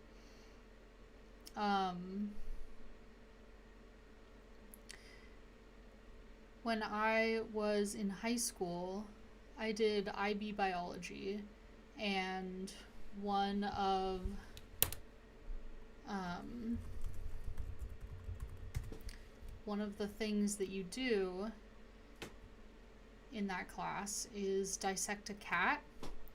And so when I was going to look up references for this project, all of the same pictures that I looked at in high school biology when I was dissecting that cat is what came up. And immediate sense memory of like the smell of the preserved, this is kind of gross, so I won't get too graphic, but like the cats came preserved in formaldehyde. They were like I don't know where they got them from, but they came preserved in formaldehyde. And whenever we would do that cat dissection, that whole like wing of the high school would just smell like formaldehyde.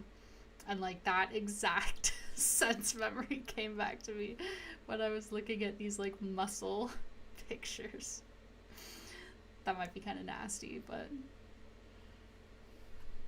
I had to suffer, so here we are. Okay, so let's see. When I was building up this texture the first time around, I did use this for Alpha Brush a little bit. Oh, I'm so glad I stayed in symmetry. Holy cow. Okay, so I really like this brush because it gives you these really nice fur shapes. What I don't do is use this as like the only texture for my model, like the only fur texture for my model. I don't think it stands alone all that well. It just looks too kind of plastic, honestly, which I know is a funny thing to say for something that's going to be 3D printed, but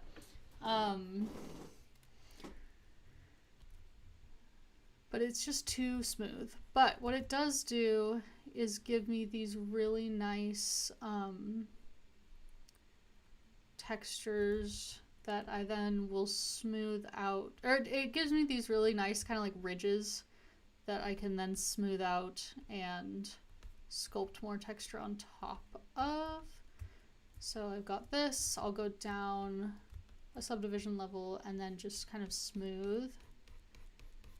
And I feel like this just gives a really nice look of like fluffy tufts of fur. But they're not too clean looking. And then I just go in on top of that and use that standard brush like I did on the tail, but with kind of smaller strokes. I might actually do a little bit of clay buildup on this first. I just do that fur brush on parts where I really want there to be a little bit more like parts that I would just want to make like stand out a little bit more. Oh yeah, yuck, I had to do a rat and that was gross, yeah. In college, the like biology class dissections that I did were much less yucky. I'll just put it that way. But that was in my marine biology classes, so we were doing like crabs and stuff, so it was not nearly as yucky. Okay, what did I do on the back for the other one?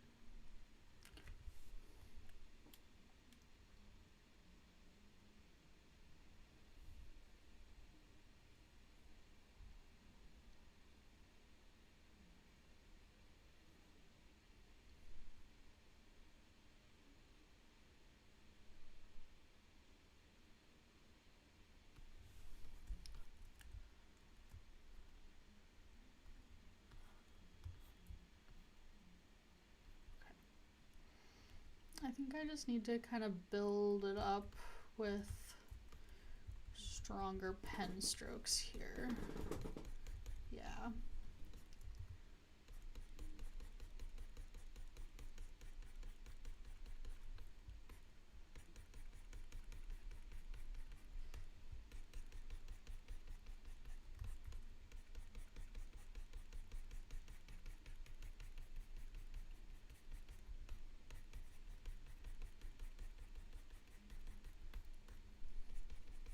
Oh, I'm so glad I kept this in symmetry.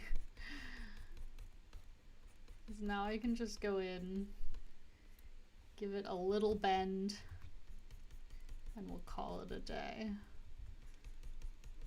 And then I can go do the resculpting on the standing one after that. Alright, do this fur alpha again.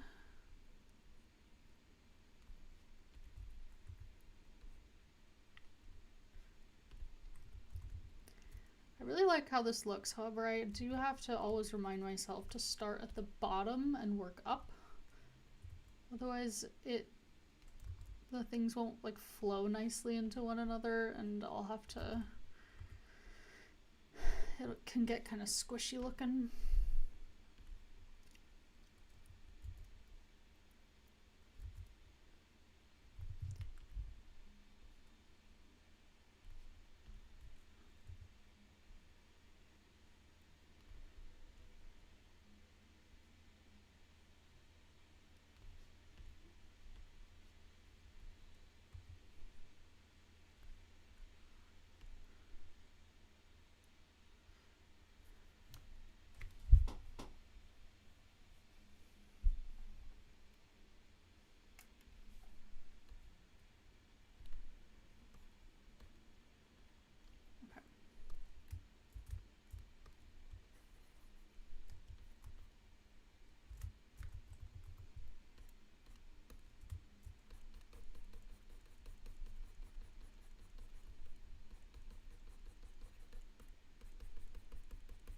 Okay, and then it's all looking a little uniform right now on the back, so I love how that chest fluff looks though.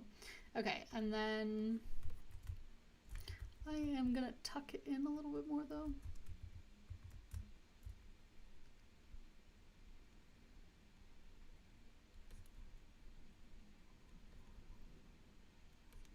There. And then, yeah, it's looking a little bit samey right now.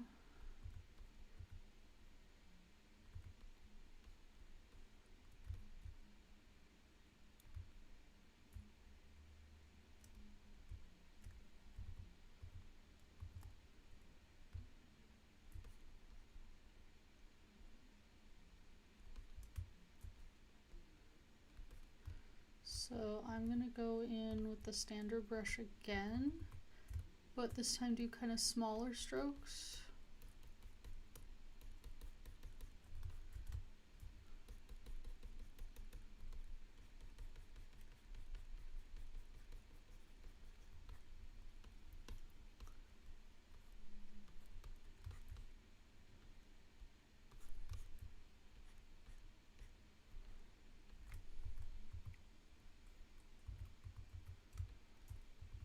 Maybe I'll add a little bit of fluff to the sides here.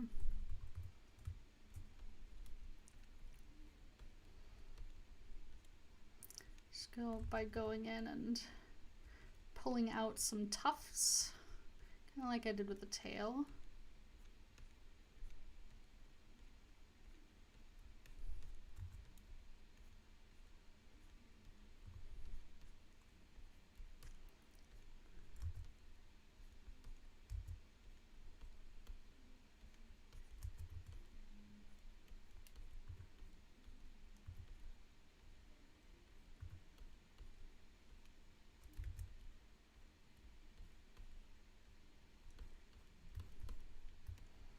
And I don't want to get ahead of myself too much, but I will also pull some little tufts out of the leg as well while I'm at it.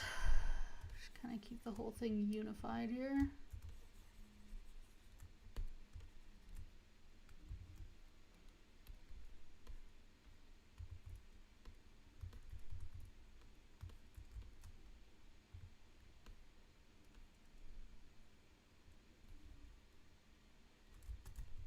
I see.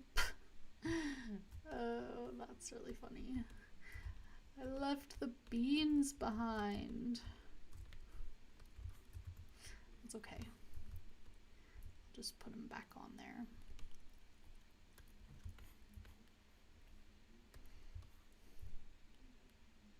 There.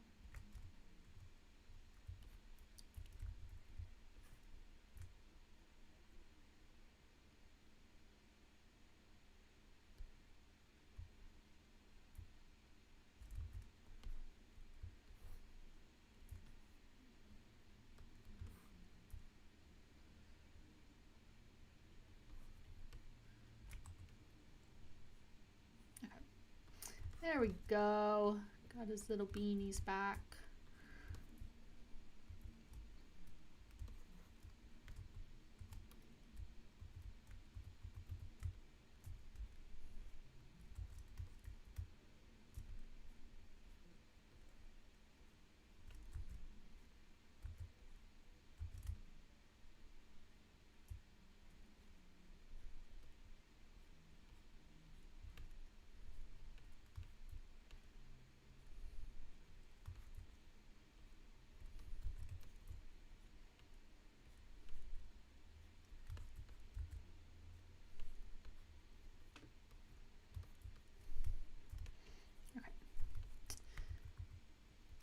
Go back in here with the fur alphas. One more subdivision. This mesh kind of got a little stretched out. I'm not gonna remesh it though. That sounds like way too much work.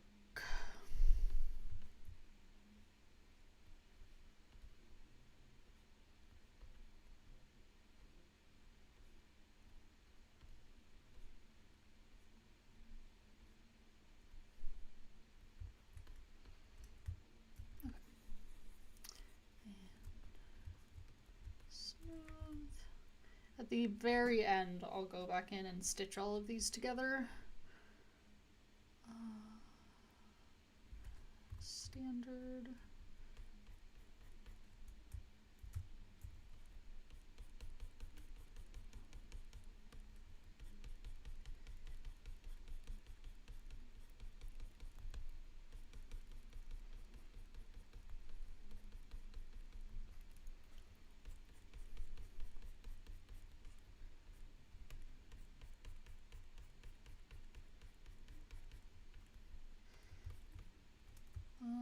I think actually I'm just gonna grab this part and pull it down,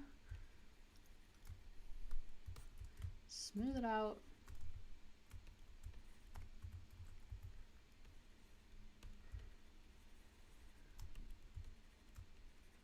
Call it a day.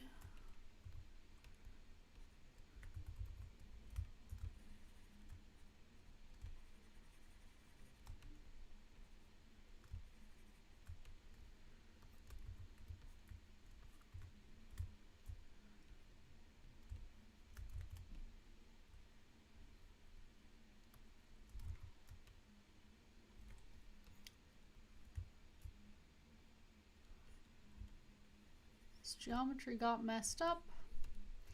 It'll be okay. I'll dynamesh it in the end and it won't matter.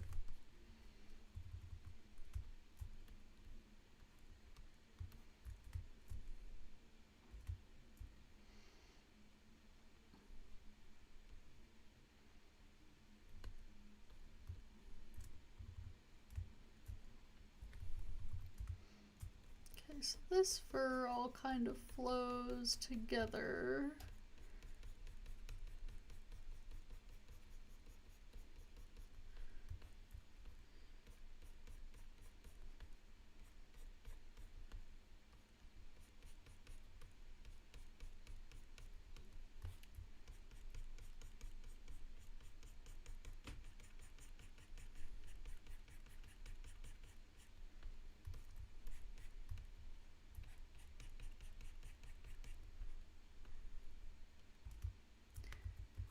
I'm gonna pull this out just a little bit more.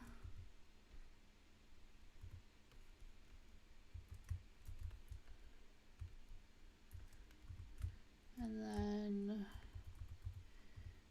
just kind of, because I'm trying to just kind of make these textures flow into one another. I don't know how well I'm accomplishing that, but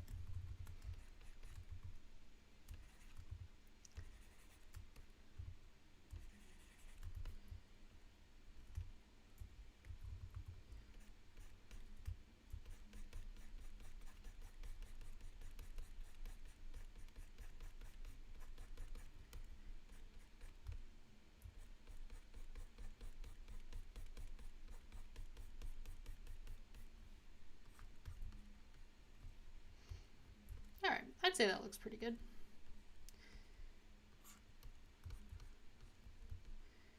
Okay, work on, these legs don't actually need a ton of work.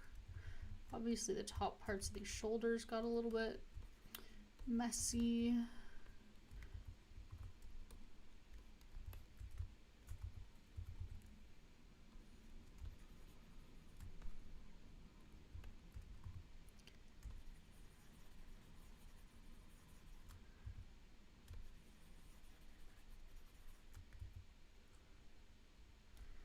Do a little bit of this, no, I'm not going to do the fur alpha. I'll do a little bit of clay buildup.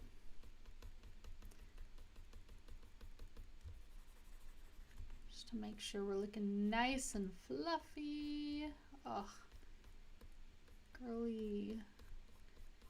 Been eating that salmon oil.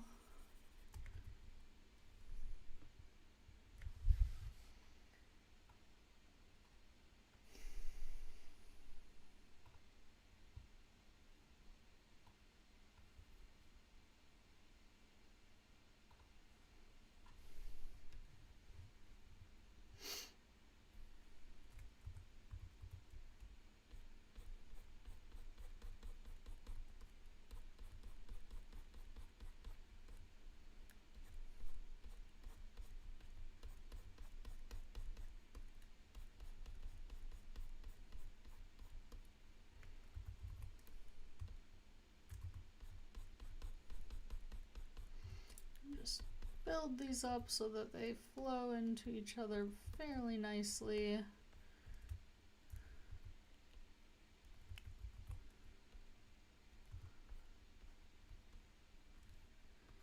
There we go. Okay.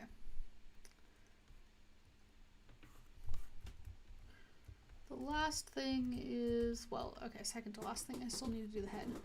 I'm going to try to blend this tail into the body a little bit more.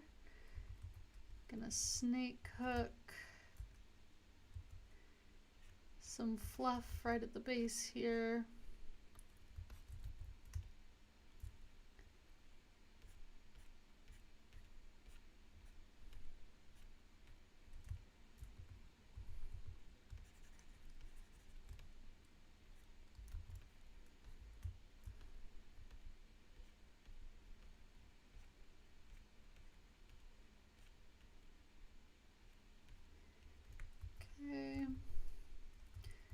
Do some, honestly, I wasn't doing this before, but this layer of clay buildup on top of these fluff pieces that I pull out has actually been doing some good work.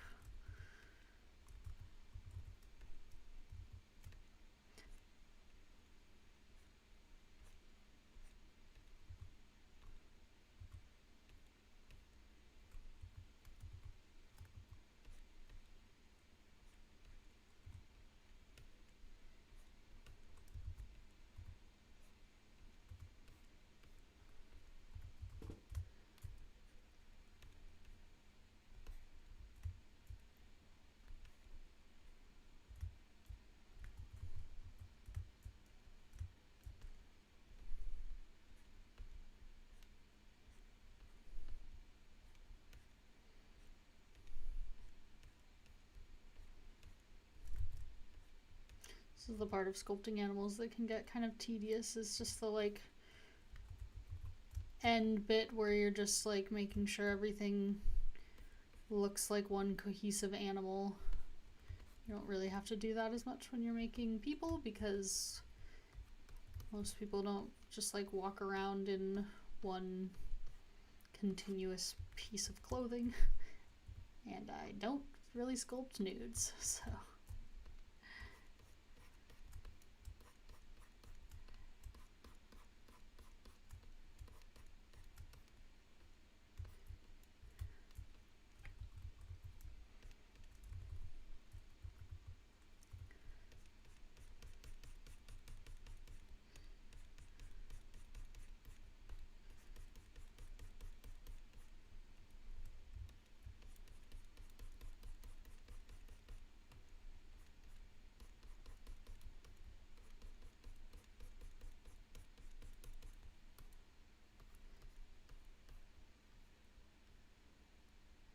Okay.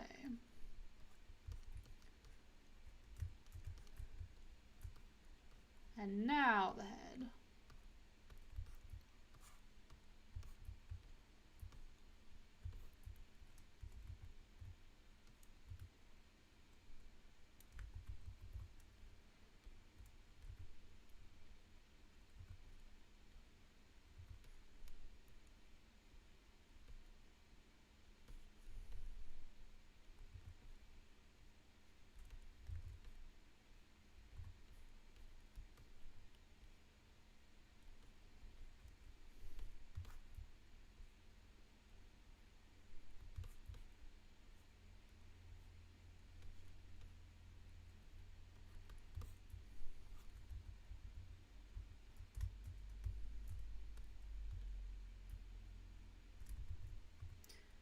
Okay, this is the last bit that I think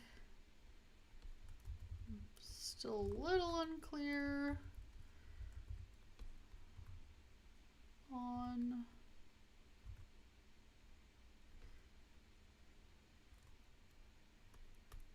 I think that seems right.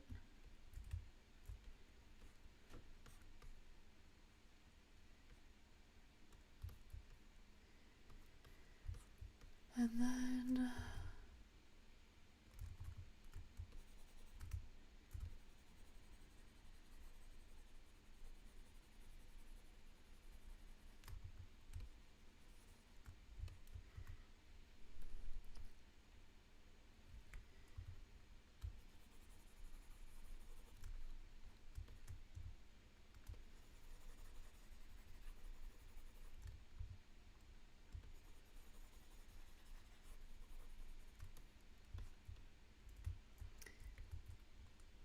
alright, go back in with the fur brush.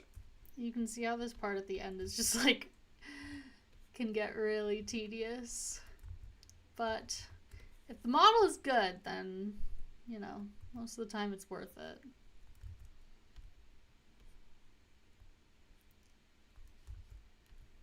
But just having to go back and do this on every part is why a lot of times it's not really worth it to do a super like work intensive pose like this. But I just feel like if you're gonna have a kitty cat, you should have one where it's just sitting down and doing its little kitty cat thing.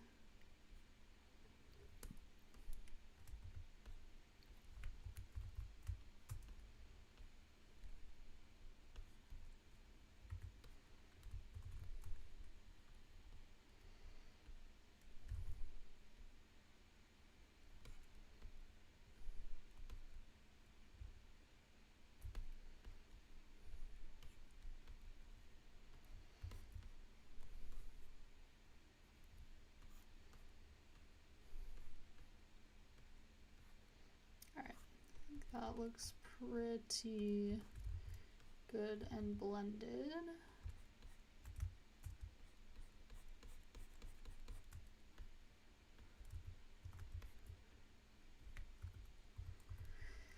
And standard brush.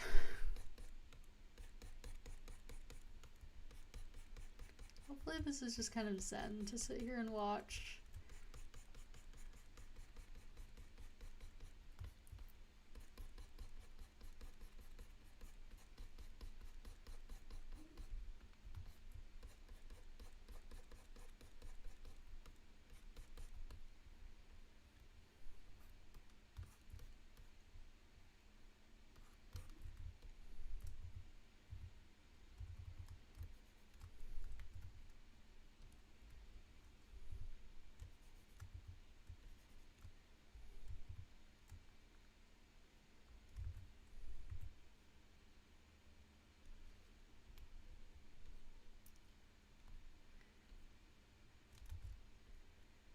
because it's feeling a little tedious, but you know, just listen to the lo-fi beats, and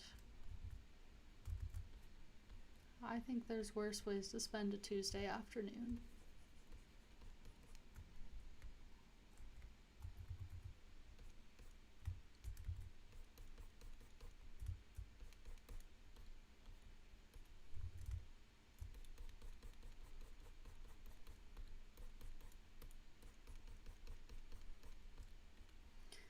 All right. Ah, such a pretty kitty.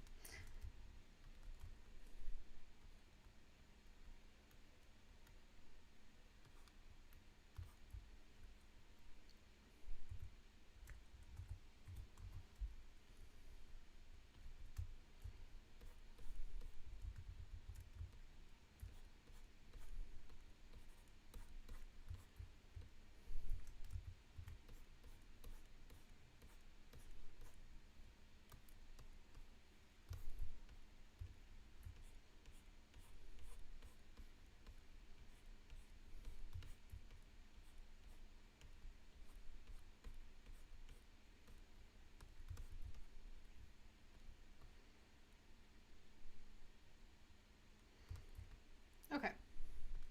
So it is still in symmetry.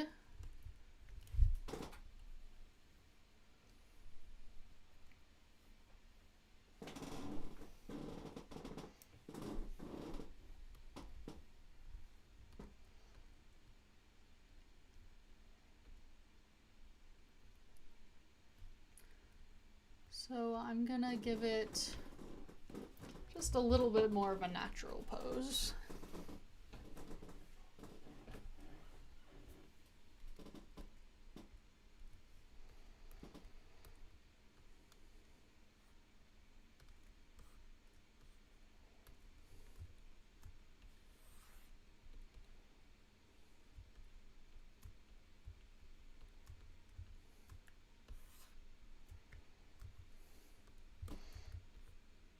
I'm not going to deform it a ton, since I did just do all of that work resculpting the details.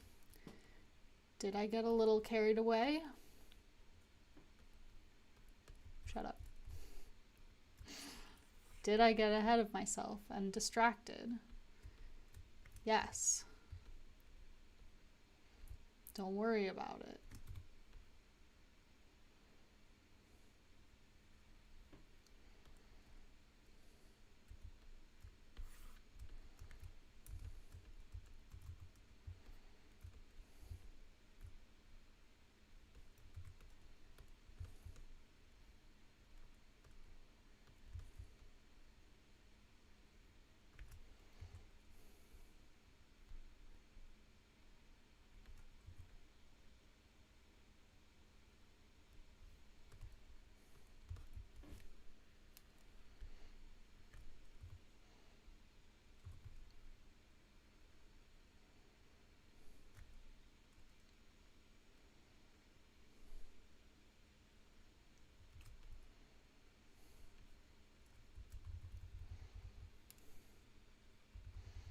In fact, the more I look at these, the less of a bend I want to put in this body.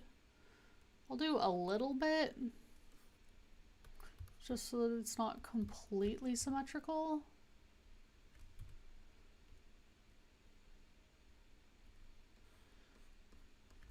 But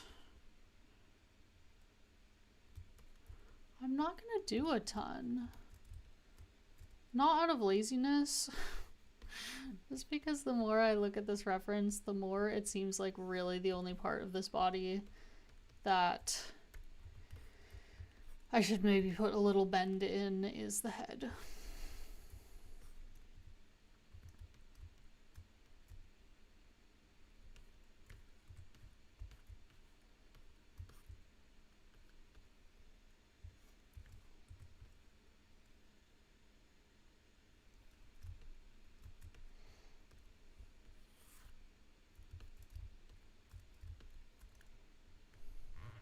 Could put sitting cat on big Edwina base. You read my mind.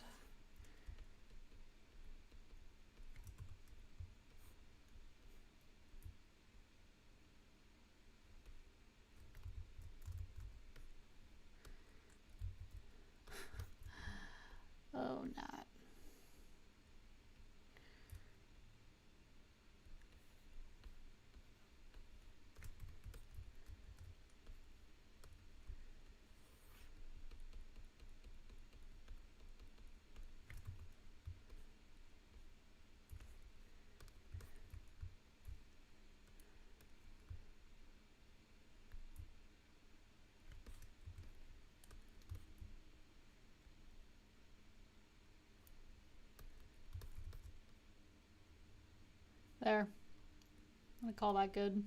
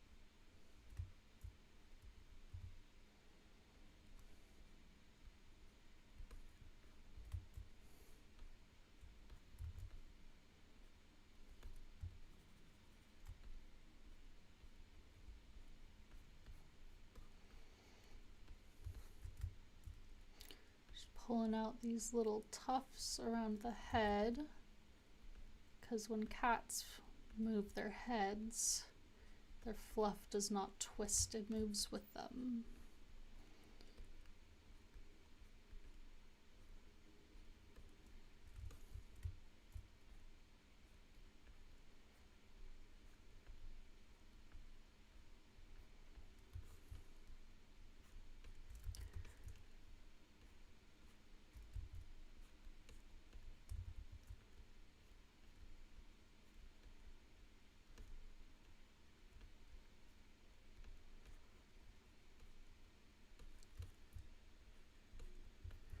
So just going back and doing a final little bit of blending here.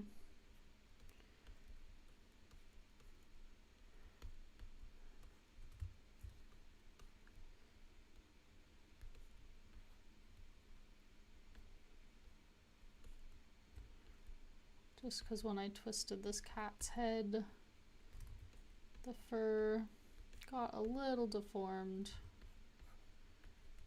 It's not going to take a ton more doing, but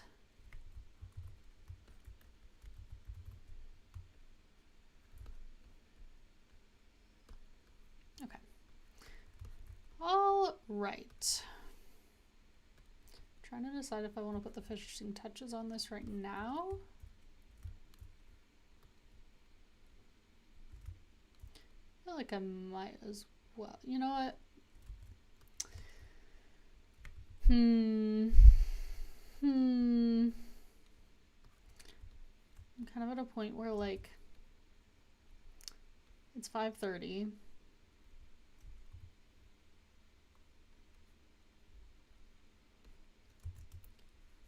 Should I wrap it up and call it a day, or should I finish what I started here on stream?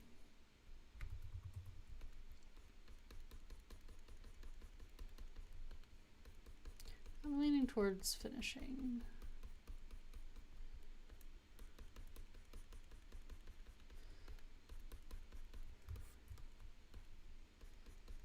The only reason I say that is just because these last few steps, the model's not going to end up looking particularly different from how it looks now.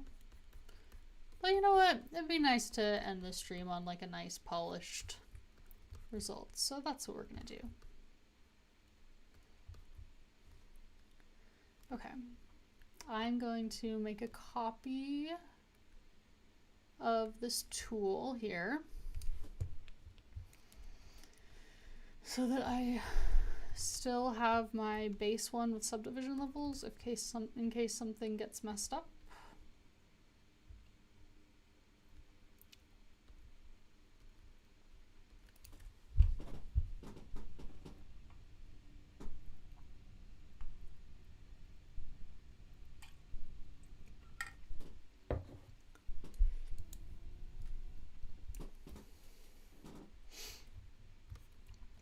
You know what I never did actually is color the beans.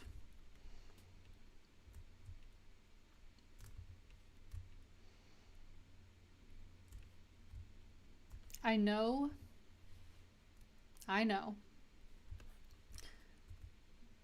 that poly paint doesn't really matter. That it's just for me.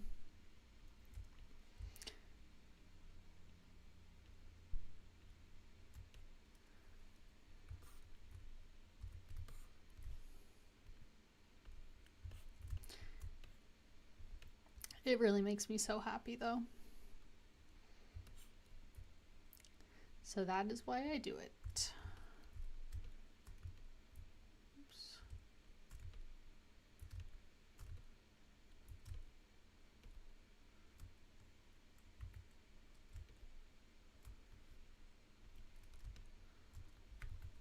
These somehow got a little off kilter from the pause. That's probably when I forgot to move them.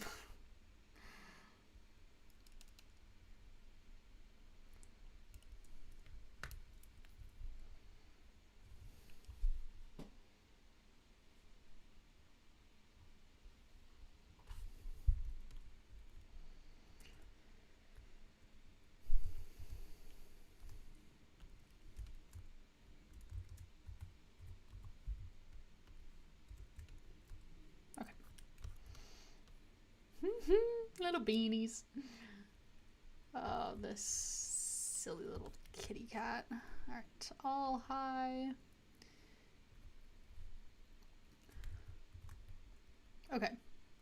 So what I will do now is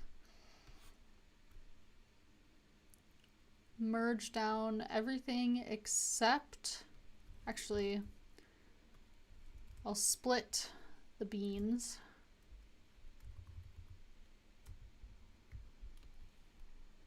Because I don't want them to get mushed in with the rest of the model.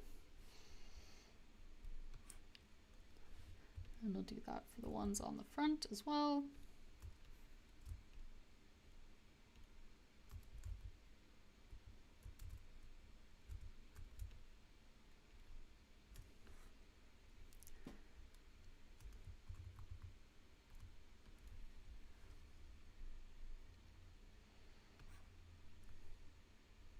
All right, now we'll do all of the subtools at their highest subdivision levels.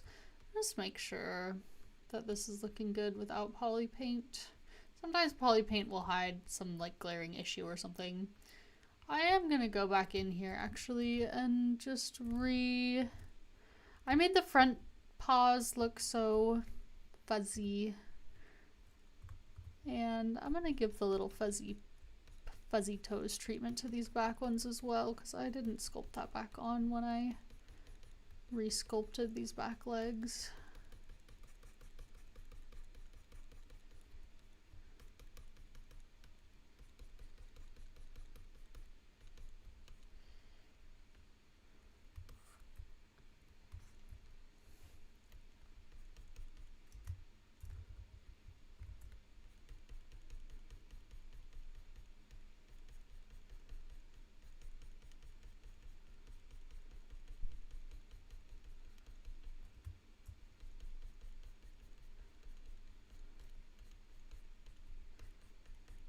Okay, I think that looks good.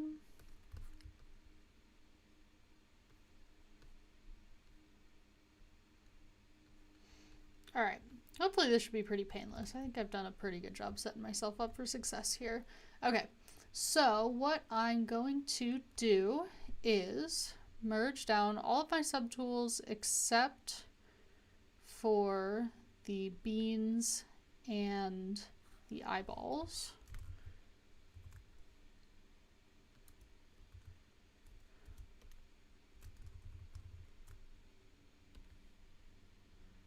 And the claws.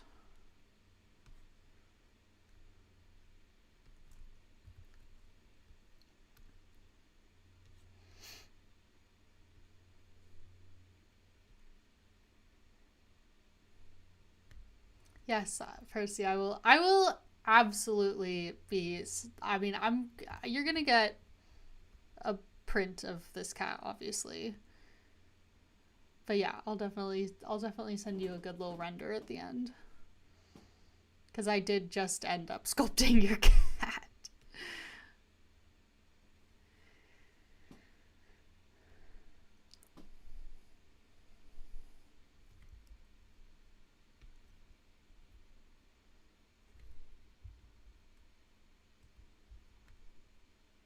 This is gonna take a sec here because we've got a good number of polys.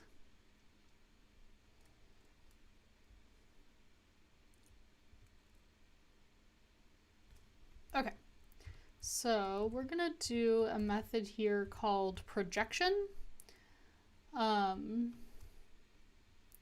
where as is, I've merged all these parts down, but they're still separate from one another.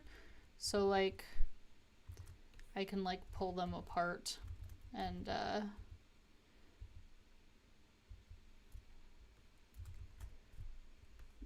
they'll still move separately from one another. We don't want that. We want them to all be together so that I can blend them and make them really seamless. So, but I want to be able to do that in a low poly count so that I can really blend nicely.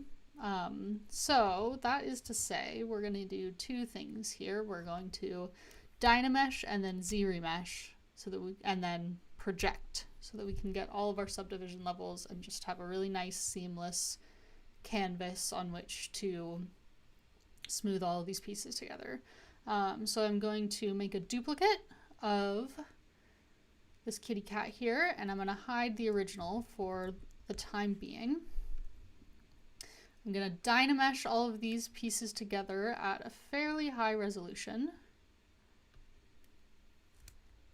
Fun factor, toe beans are multiple colors. That's so cute. I'm not probably going to poly paint the multiple colors because you're not really going to see them on the finished model. Okay, I think that did a pretty good job. Okay, so now the density of the mesh is very high. It's actually pretty similar to what it was before, but it is gonna be really hard. Like if I take the smooth brush right now and start smoothing, it doesn't really make much of an effect, as opposed to if I go down to the lowest subdivision level on this one and I smooth, it makes a big difference. So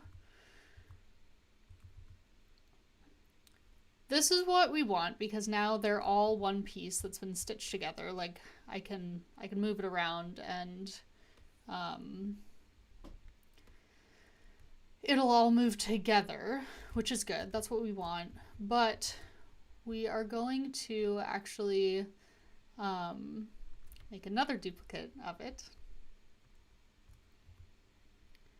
and Z-remesh it so that it is much lower poly. I like to do this by just hitting the half button and getting it to a lower poly count gradually. I've tried doing it where I just crank the target poly count down really low, but that has not really it's caused issues doing it that way in the past, so I just do it this way. It takes a little bit longer, but whatever.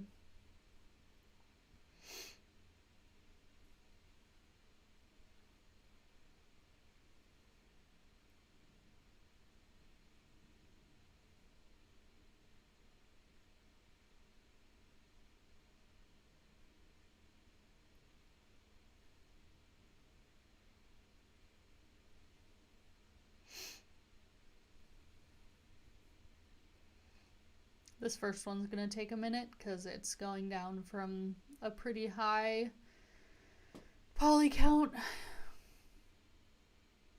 It'll probably actually go down to less than half. My guess is it'll be under 1 million when it's done with this. Percy, what color are all of her toe beans?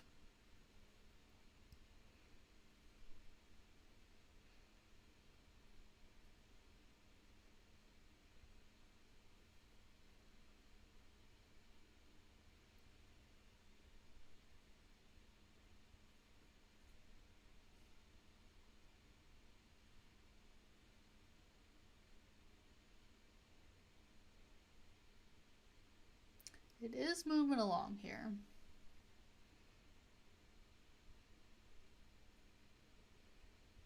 It's just gonna take a few minutes.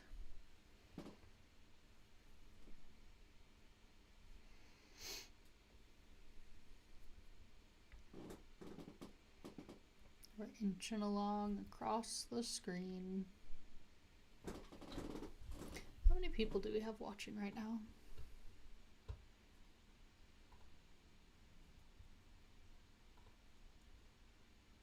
Got a few. Got a good few. Hello to everyone who's still watching. I appreciate you. I see you. I appreciate you hanging out with me. You're great. Hope you're having a fun time. Hope you're enjoying hanging out. I was not sure if I was going to stream today, but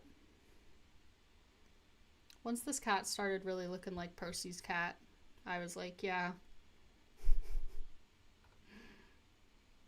I wanna show this to the world.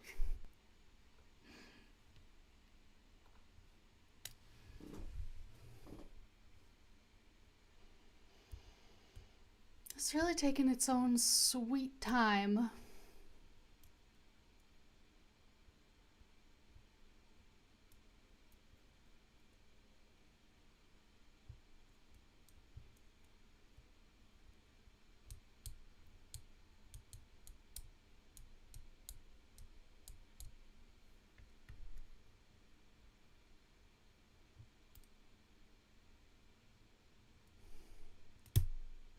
This is Jazargo. That's my literal child. I mean, you know, arguably the Find Familiar spell,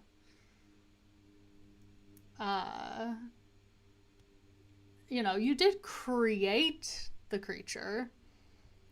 I guess it's a summons. So maybe you didn't. I don't know. Where do familiars from Find Familiar come from?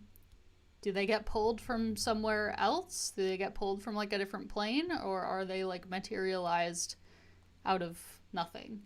Because I know like different summons for different spells work kind of different.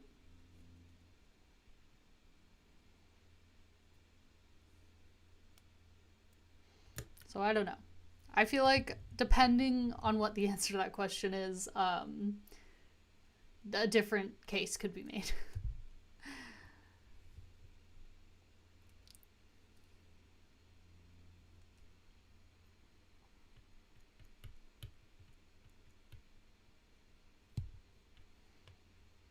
Wow, this is really limping along here.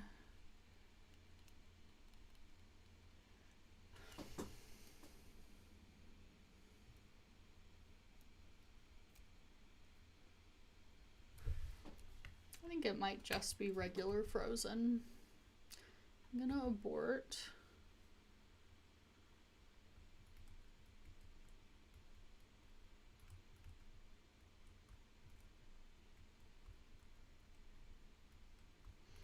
Okay.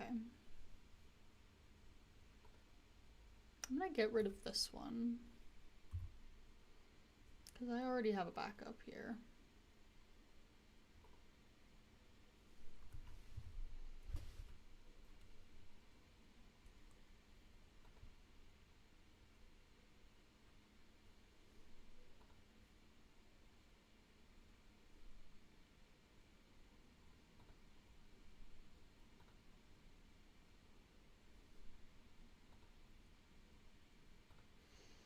Okay.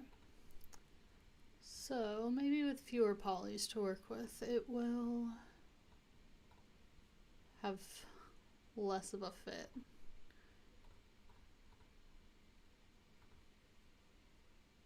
Because it really shouldn't take that long. It should take like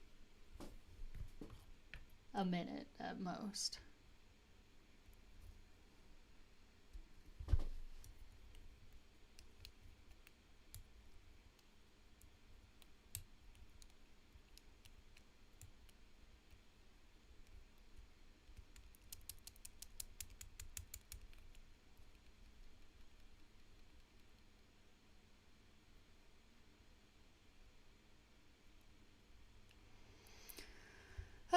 if it really is, if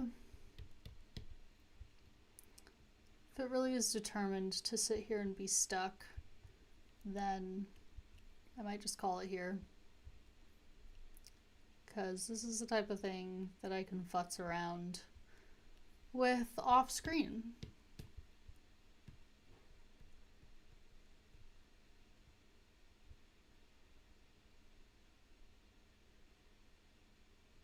Yeah, I don't really feel like messing with this right now.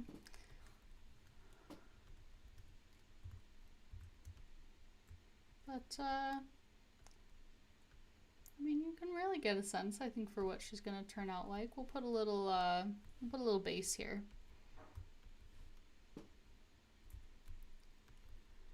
We'll make her an indoor cat. Give her a little wood floor base.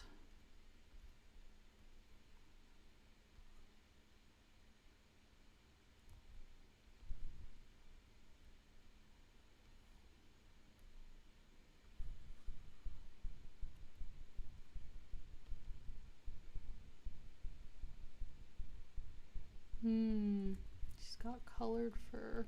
She's such a pretty cat.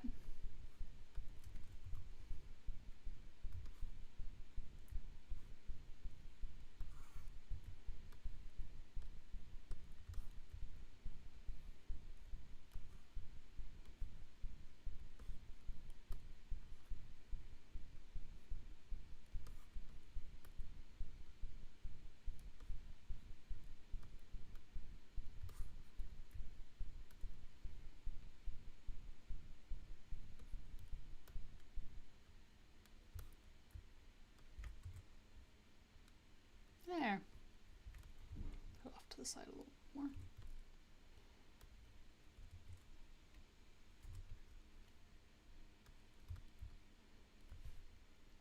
Just to be extra, I'll put a little render on her.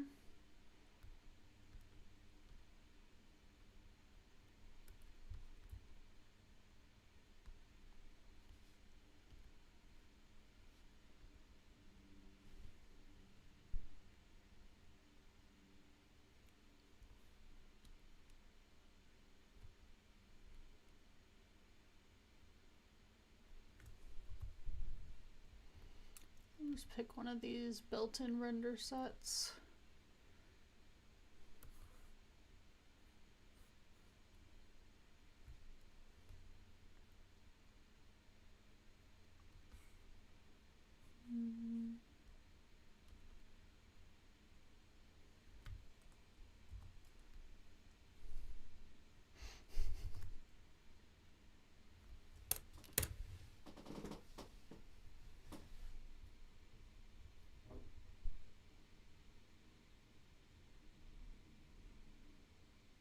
There she is.